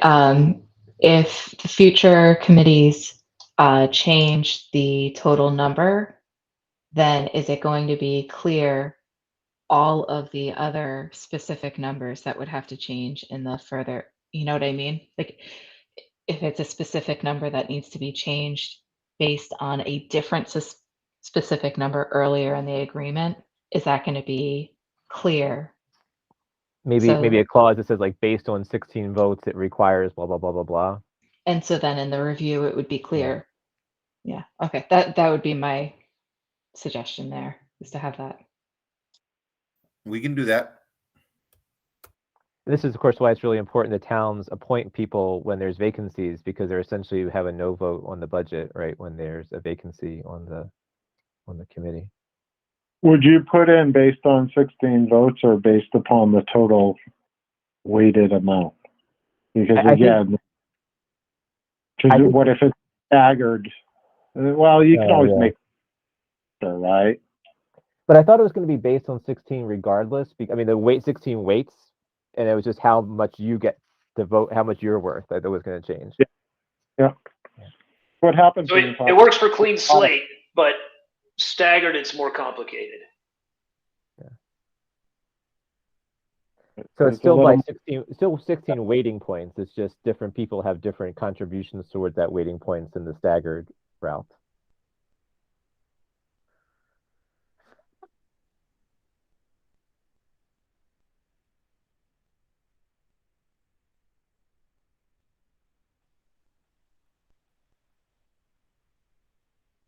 And then we're saying the same thing with the subcommittee, right? In 1.1.11 about. I don't see any reason why a subcommittee would vote for by any. There's Robert Rules things, right? In a subcommittee, I suppose it would require a 2/3 vote. So I guess whatever language we use for 10, we could use for 11 in terms of that. It's not budget level questions for subcommittees, but it's calling the question, as Carl pointed out, would be a 2/3. Well, Joe's probably thinking, I'm not sending this to Christine Lynch tomorrow, right? This is gonna take some time. Should we turn to the 26 member one and look at that language? Then we have to look at all the more minor things. Nothing's minor, but less contentious things. So Dan, we're looking for the one that says 26 committee members.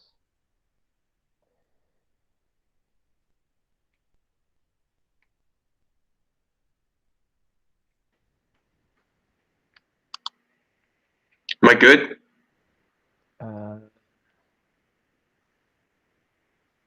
No, I've still seen what we were looking at before.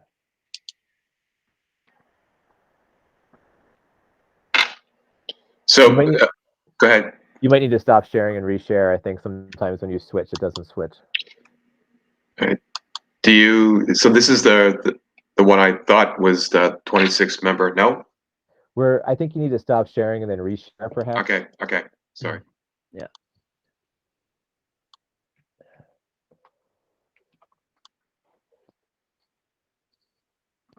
Dan, it says right there in 1.1.1, it jumps out at you at 26. Yeah. I suspect Dan had the right thing on his screen, but maybe it was just sharing something older.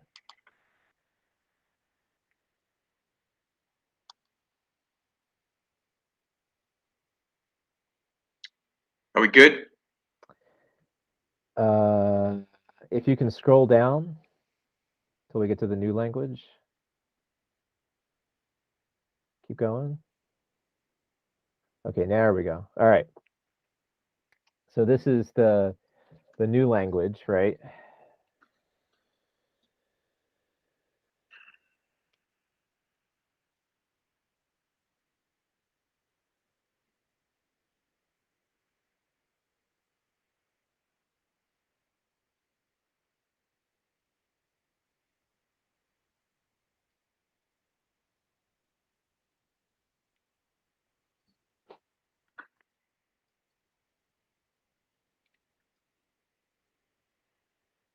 So what do people think about 1.1.1?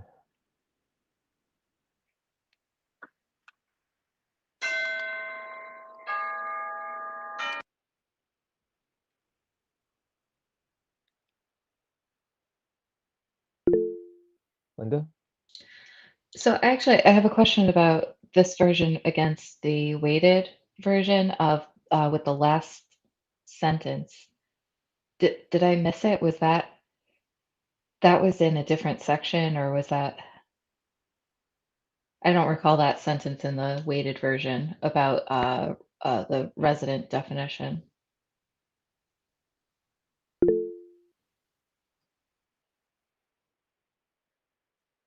I'm looking. Yeah, I don't think it was not in that section. Carl? So I don't know if there was some copy and paste, but third line says each member shall be elected in district-wide elections to be held at the biennial state elections. We were staying away from that one.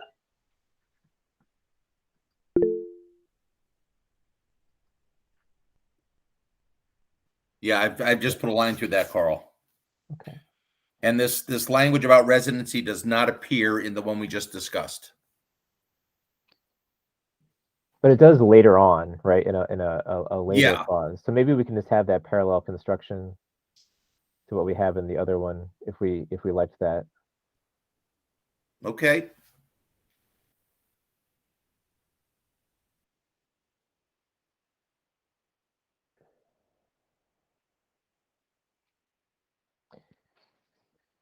So 1.1.2 talks about all members shall be elected to a 3-year term.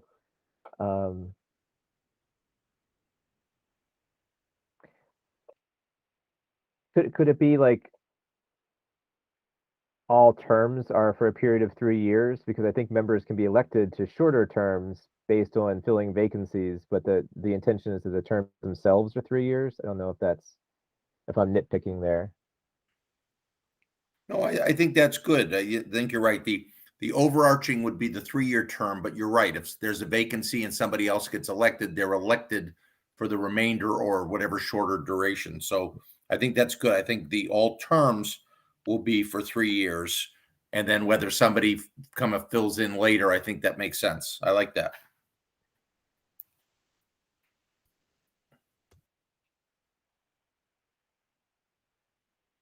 For 1.1 the second was 1.1.2 would have to, the numbering is just off, but because there's two 1.1.2s, but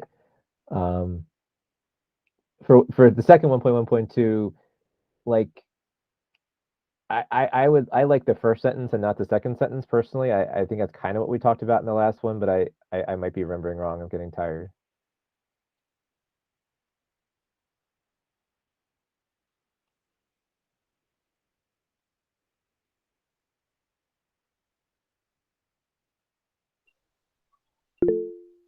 Carl? I think this one seems a little bit different, just in that it's basically saying that every 5 years we'll relook at we'll reevaluate where the populations are and where the ratios and everything is, and that process happens. And as long as there's no change, we don't have to make any amendments. Which, I mean, it's saying that we reevaluate it. So I mean, it seems like it might be a little bit different.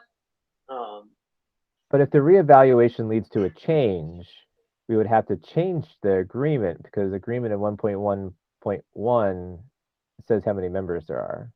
Well, but this says it's not viewed in as amendment as long as the total number remains 20. Oh, yeah. So like, I see what you're saying. Like, if I was thinking of just like one, everyone's increasing, but if simultaneously one goes up and one goes down, you're still at 26, but that would probably be something you'd want to like have an amendment for. Like, I like saying that we have to reevaluate it every 5 years. I think that's good, but I think just changing it without a vote, like if Holden lost a vote and Rutland gained a vote, no offense to Matt, I think, and then we didn't vote on it, and it said different language in 1.1.1, I think people in the town that lost a vote would be kind of ticked. Yeah, no, I was thinking of it only going up, but like an up and a down nets out at 0. But yeah, you would want to amend that, I think. Is the second sentence even necessary? I'm holding that it's not. I think if we got rid of the second sentence, it's fine.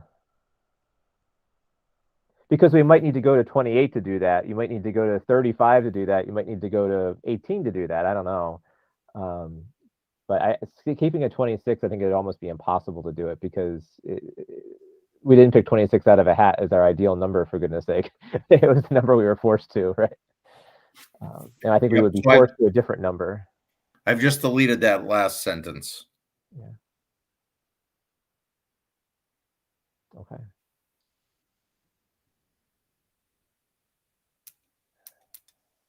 Good. So 1.1.3, the quorum is majority. I mean, yeah, right? Which would be 14, not 13.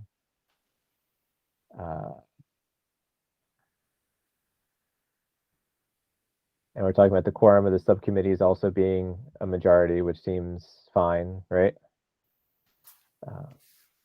And then appointing vacancies.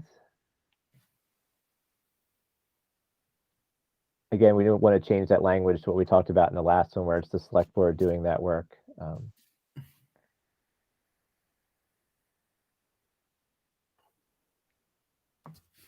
Yeah, I've made that revision as well. Yeah, and I think, you know, this is just me here.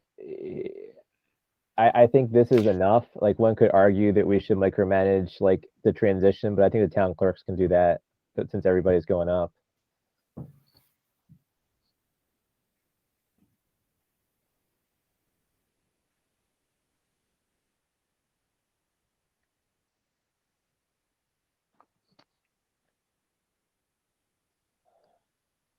So I think here we're met with this is simpler, but the simpler part is good, and then the but is there's just 26 people, right? So that's I think we'll just have to talk about next on March 1st and figure out what we want to push.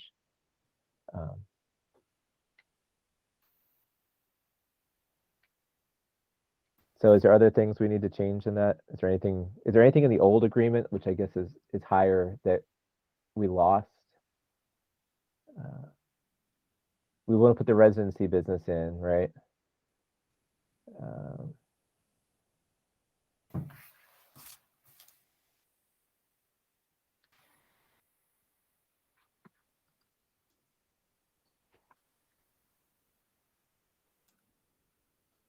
But are we otherwise all set with this?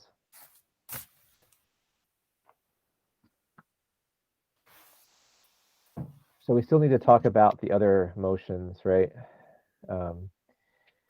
So there's 4 more amendments that we need to talk about. Let me just. So one of so the first one, Dan, reads WRSC motion to amend section 11.3.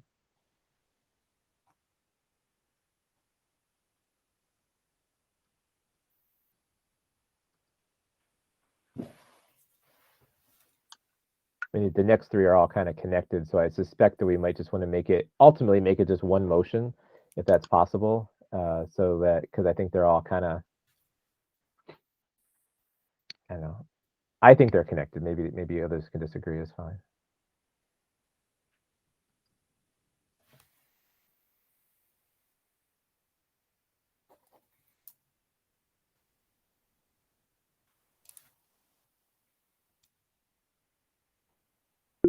I assume you see it, right?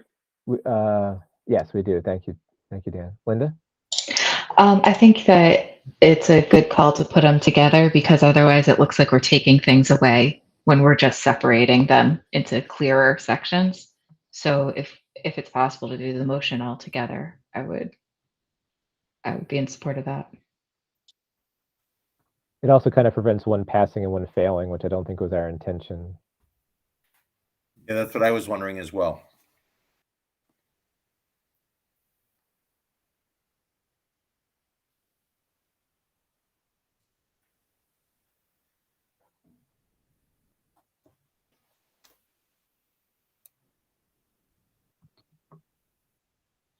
In the spirit of Margaret Watson, who preceded most of us on this committee, I think if you use the word which, it needs to be set off by a comma.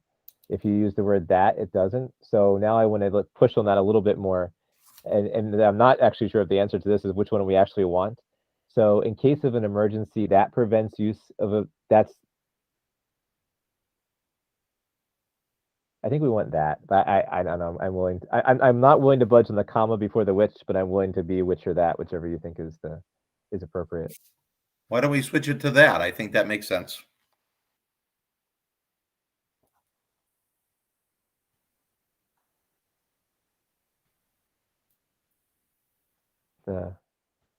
The school sisters from the 1980s are coming out.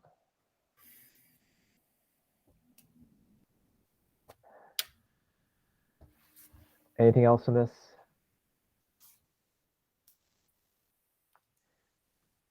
So Dan, the next one is 11.4.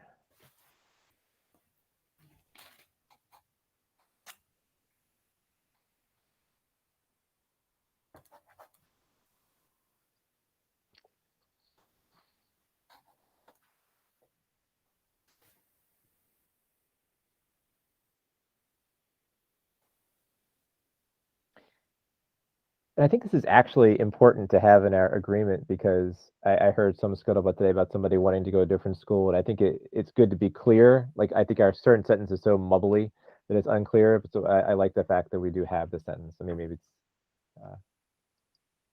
in here.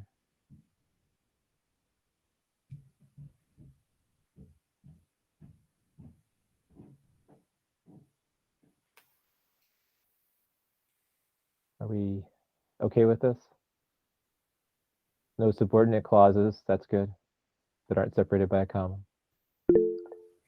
Paul? I don't know if this is too wordsmithy, but after the comma, maybe instead of with the parents responsible for transportation, with the parents accepting responsibility for transportation. Seems a little bit more grammatically correct to me. You're just trying to say that if their grandparents want to drive them or their aunt or uncle, that'd be okay? No, it's strictly with parents responsible for transportation. Just sounds weird to my ear, as opposed to accepting responsibility for transportation. Sounds more fluid. Linda? If we want to go on the wordsmithy route, I would say something like charged with responsibility for, right, because I think the intent is to make it clear that this is the expectation, right? Whereas the accepting responsibility, but Just so long as however that sentence turns out, it doesn't make it sound like they're allowed to pay for it, because we don't want to do it even if they pay for it in terms of charge. I know that's the word you meant, but yeah. Yeah, that's a good point.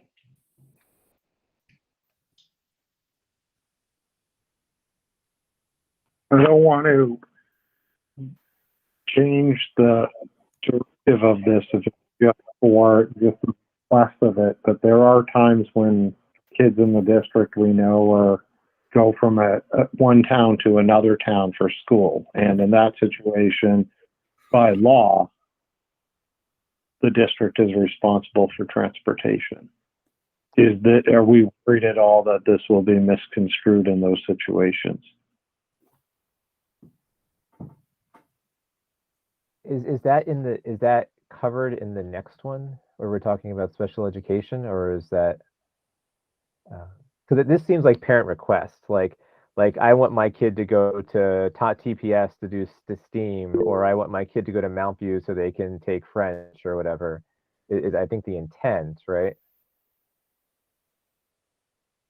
I guess my question is, I know that we put this in to cover that transportation piece, but why not just leave it the way it is? As part of their request and their approval process from the superintendent, they would presumably ask the question, how would my child get to and from that school? Linda and Carl? That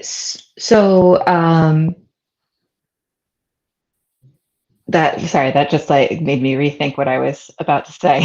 What I was going to point out was just the next section 11.5 was to clarify that if it's like a special education placement, that would be pursuant to the transportation rules and outside of this request.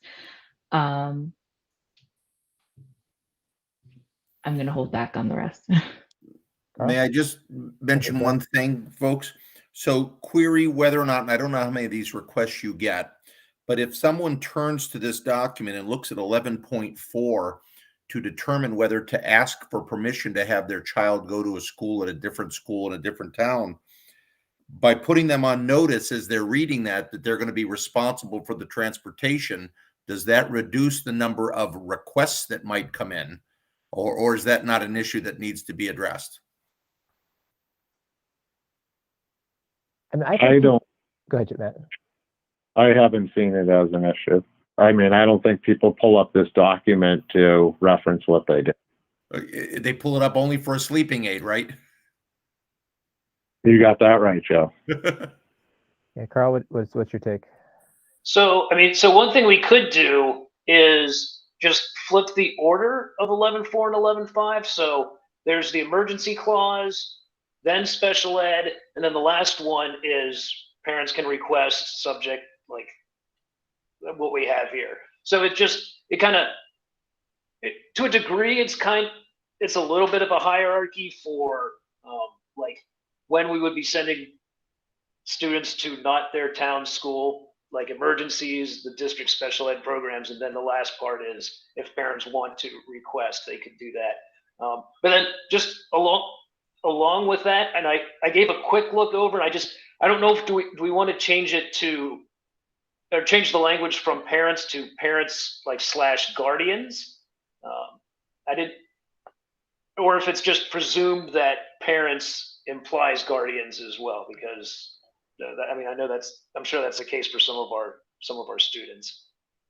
I personally think that's a good point, Carl, and we should be inclusive there. Linda? So yeah, I agree. Guardians should be added in. The only point I would say is that in a district of our size, land-wise, I think it is a really important piece to lay out clearly, because if someone's, I mean, if suddenly the district is looking at transporting, my kid from the outer edge of Sterling now all the way across to, Rutland, that I think would be a pretty sizable transportation issue. And I think it should be upfront that it might be allowed by the superintendent, but the base expectation is that if you're going to go outside of your town just by your own request, that you're responsible for figuring out the transportation. So I like having that as upfront. I'm fine with the current wording also.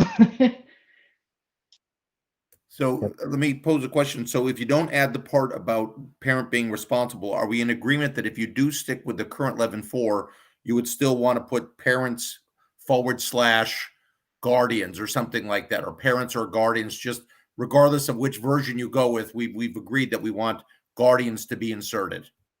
Yeah, I think that would be the case in anything change we make that said parents. I don't remember what the previous one said, but Matt, what do you have?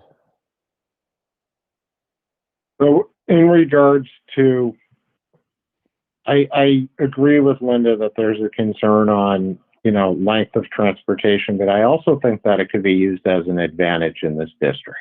So there are some towns that border other towns where a school might be closer in another town than their potential commute. So there might be situations where it's favorable. So to put that limitation in there could actually prevent somebody from making a request that could be beneficial for one reason or another. The other piece that I don't like about specifically stating transportation here is it relies on the superintendent. And to Joe's question of have I seen the request to go to a different town? And I have. And traditionally, it's come across in my experience where there's a bullying incident at the school. And in that scenario, that's often handled by the principal at that school. The superintendent may never even be involved in that incident. They'll get a report on it.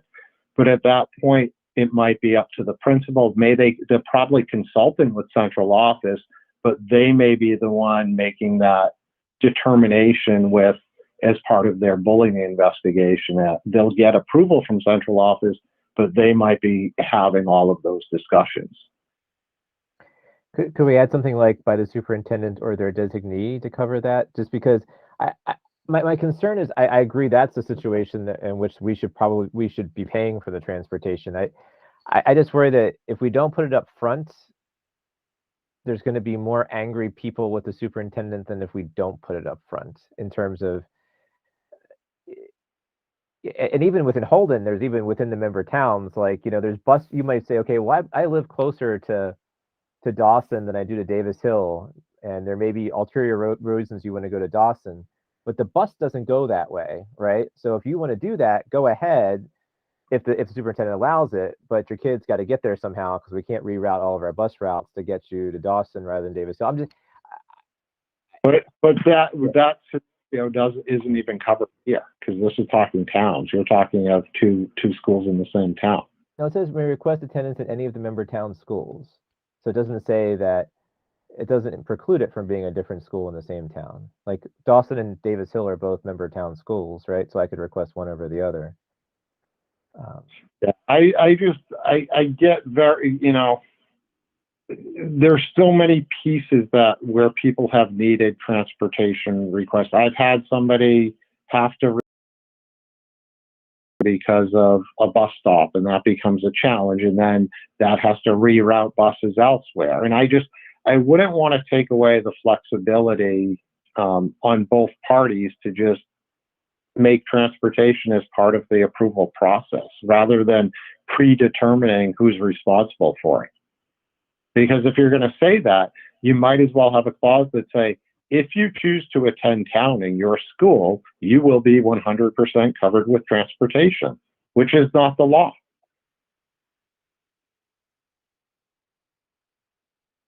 You know, it's not the law. But I guess I just don't understand why we're giving an allowance, right? That doesn't have to be the case.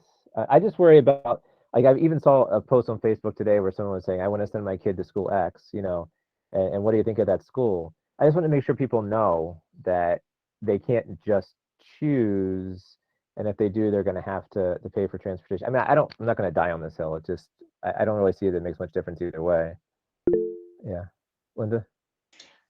What about something like with the presumption that parents will be responsible for transportation? I mean, that's, if we want to make that open some more, is that what we're trying to get at? Is just making sure that I'm just looking at what do we actually do, and is it clear with these words? I mean, it's what the current words are what they are. So, and there hasn't been massive problems. So I guess there's not a huge need to change it, right? I think my recollection of our conversation last time was we spent a lot of time on this phrase. And part of the reason was because there was, I think it was more like a parallel construction-y kind of thing, right? In the terms of, let's see,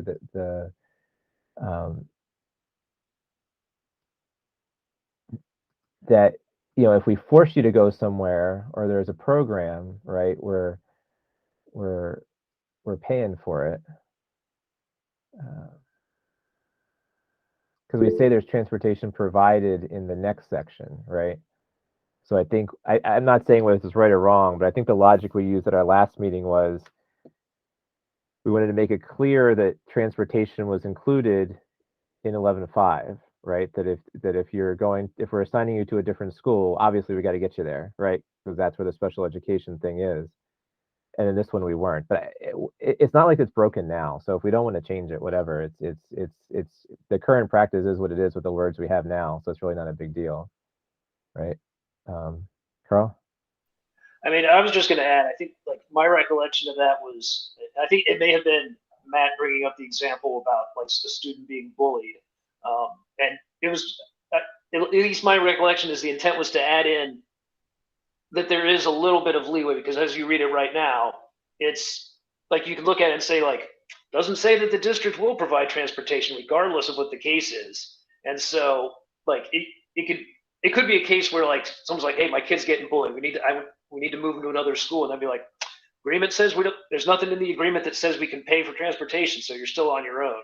And it seemed, and so that was added in at least as an attempt to kind of give the administration a little bit of wiggle room. But I mean, certainly like to Linda's comment, like saying under the presumption that parents, guardians will provide transportation is maybe a little more wiggly, and at least maybe like a little more inviting. Like if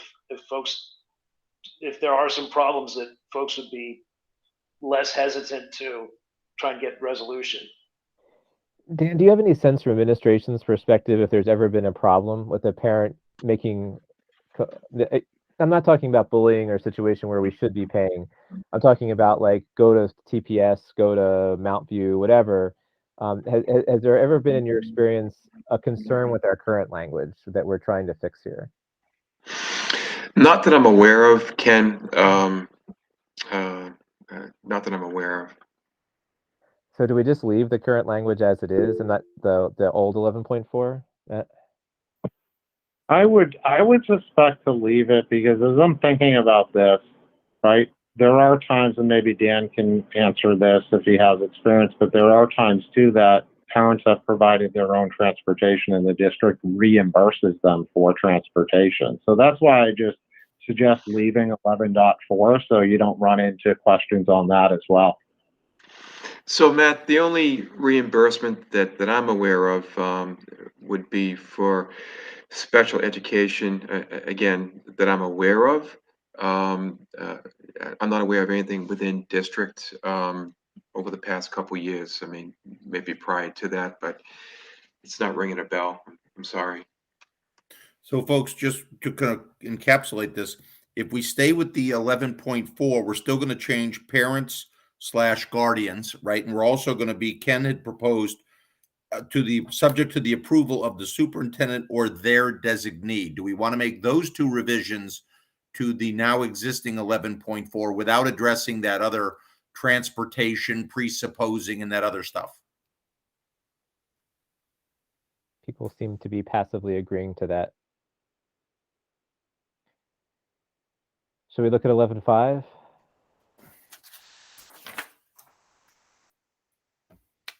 Dan is getting this whole screen sharing down. It's like screen sharing boot camp.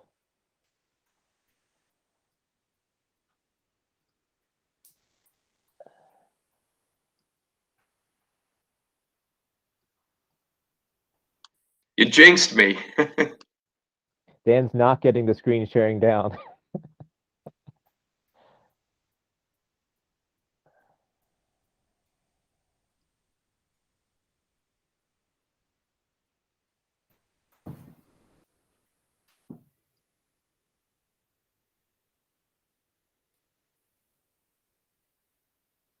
Dan's getting the screen sharing down. Good.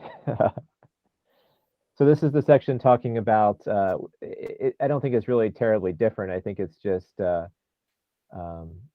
it's a little bit different, but we were just calling this out separately so there was no confusion in my recollection that that the SPED kids in K-8, you know, are with parent approval getting transportation, and I think we added that last sentence. Arguably, it's more policy than agreement, but that the committee will yearly review special ed programming and the choice of schools to host district-wide programs. I think that was at least my recollection from our last meeting. The thing there was that you know, we want to take more responsibility, perhaps as a committee, for knowing where our kiddos are going through the district for a variety of reasons we talked about last time.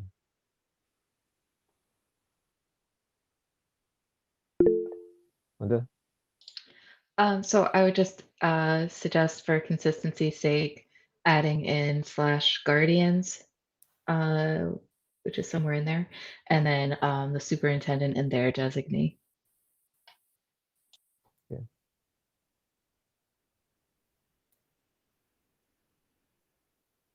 With parent or guardian approval. I'm making those changes.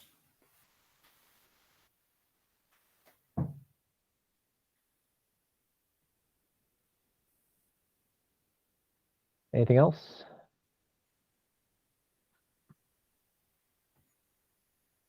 Okay. All right, so Dan, you're back to the test. So now we are at, we're looking for section 16.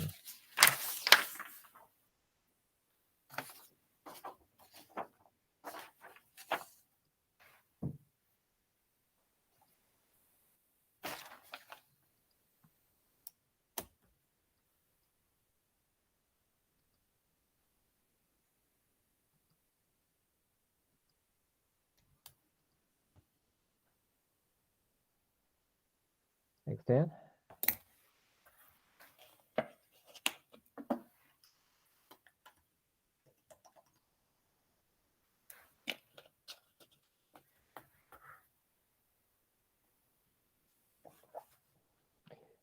This is just a chicken and the egg question that I have for us here. If it's weighted voting, the language is kind of funny by saying 2/3 of the committee members. If it's 26 members, then it's fine, right?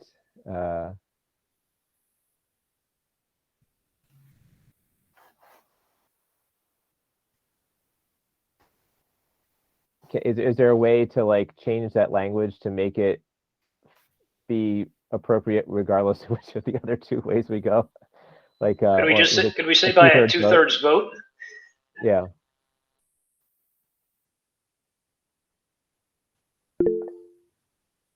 Linda? So is this something that matters of the entire intended size of the committee versus who's seated?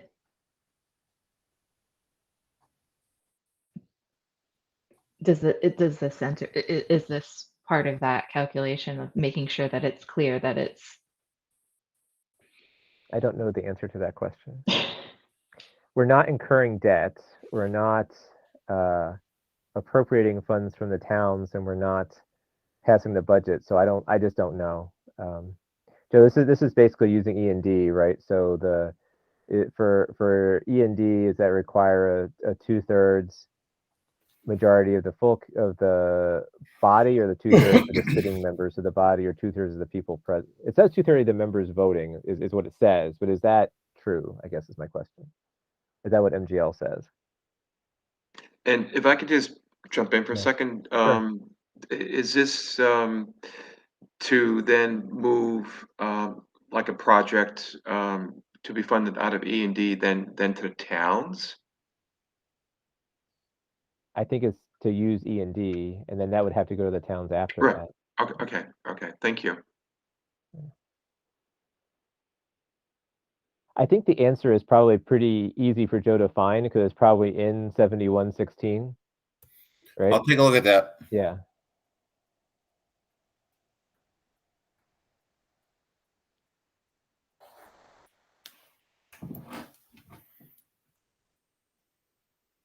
But I agree with Linda. Since we did a good job clarifying it in another place, we want to make sure we continue our clarification for the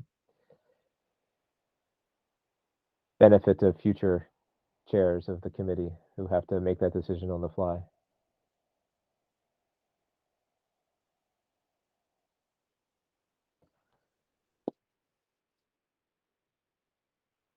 All right, so let me recap where we are. We have given Joe an awful lot of homework, and we've charged him with presenting Christine Lynch with 3 models for changing the size of the committee. We can decide which of those models we wish to push forward on March 1st. She may tell us only one of those models is valid. Who knows? I don't know. Probably not, but possibly. We also charged him to push these other motions to her. It's probably going to take him a non-zero amount of time, first off, to go get a drink and recover from this meeting, but then to actually do that editing, and then send that to Ms. Lynch.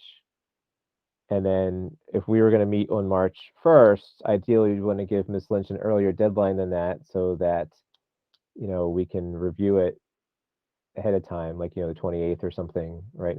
We can't give her a deadline, but we can politely and strongly request that we get that material back, in time for you to process it, because you may need to say, okay, well, based on what Chris told us, let me tell the committee that, right? So you may wish to ask for it by that whatever day is appropriate for you, so you can give something to us before March 1st for us to look at. So it's kind of like a cascading, not that long from now issue. And hopefully Desi doesn't take off for February break, or that's going to be an interesting challenge.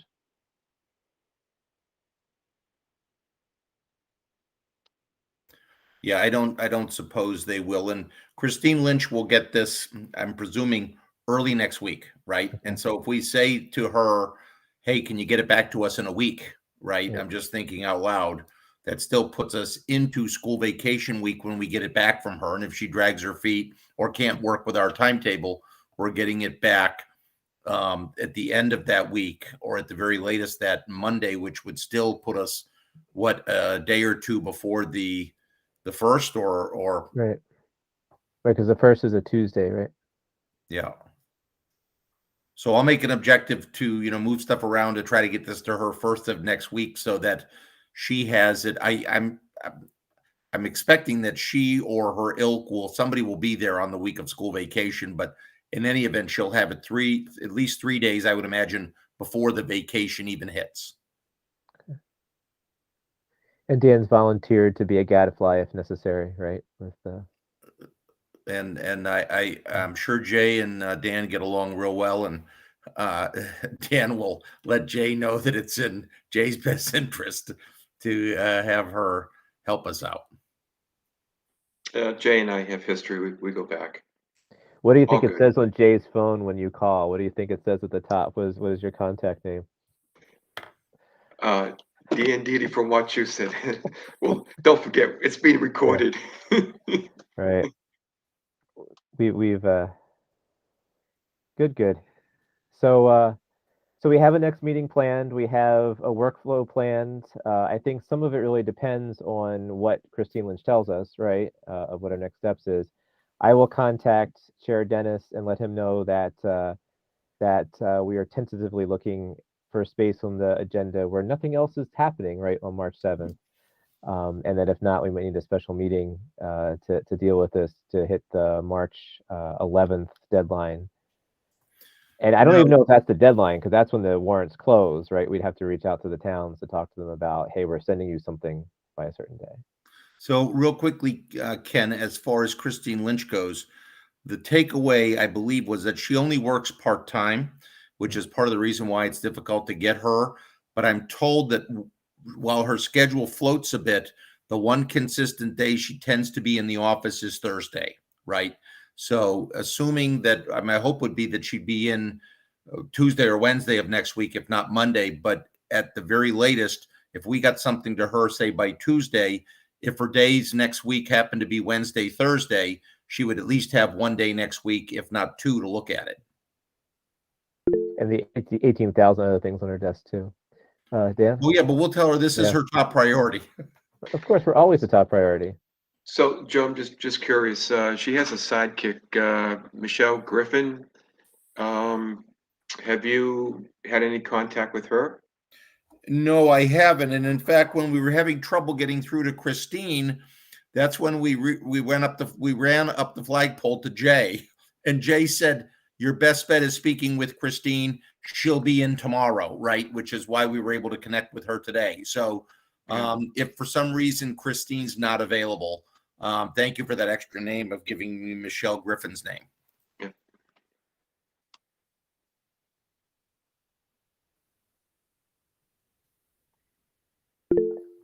Matt. Joe, would you, or through Ken, would you be able to send out the edits that go out to Christine in advance, just to the school, these members of the body, so we can just at least have a set of eyes on them, and then we're better prepared when she sends back her response? Whatever Ken and the committee wishes, I'll do. Sure, I mean, we can send those along. I think in a timely fashion, we want to make sure that Joe sends it to Chris too, just so we get it on her desk. But yeah, I don't see any reason why we can't share what Joe sent in a folder like we did today, and people can look at it, just as long as we don't deliberate about it, right? Exactly. Thank you. Yeah.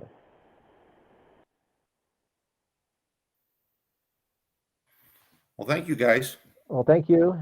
And thank you, Dan, for your steering of the ship. We hit no icebergs. It was good. We're not ashore. Yeah,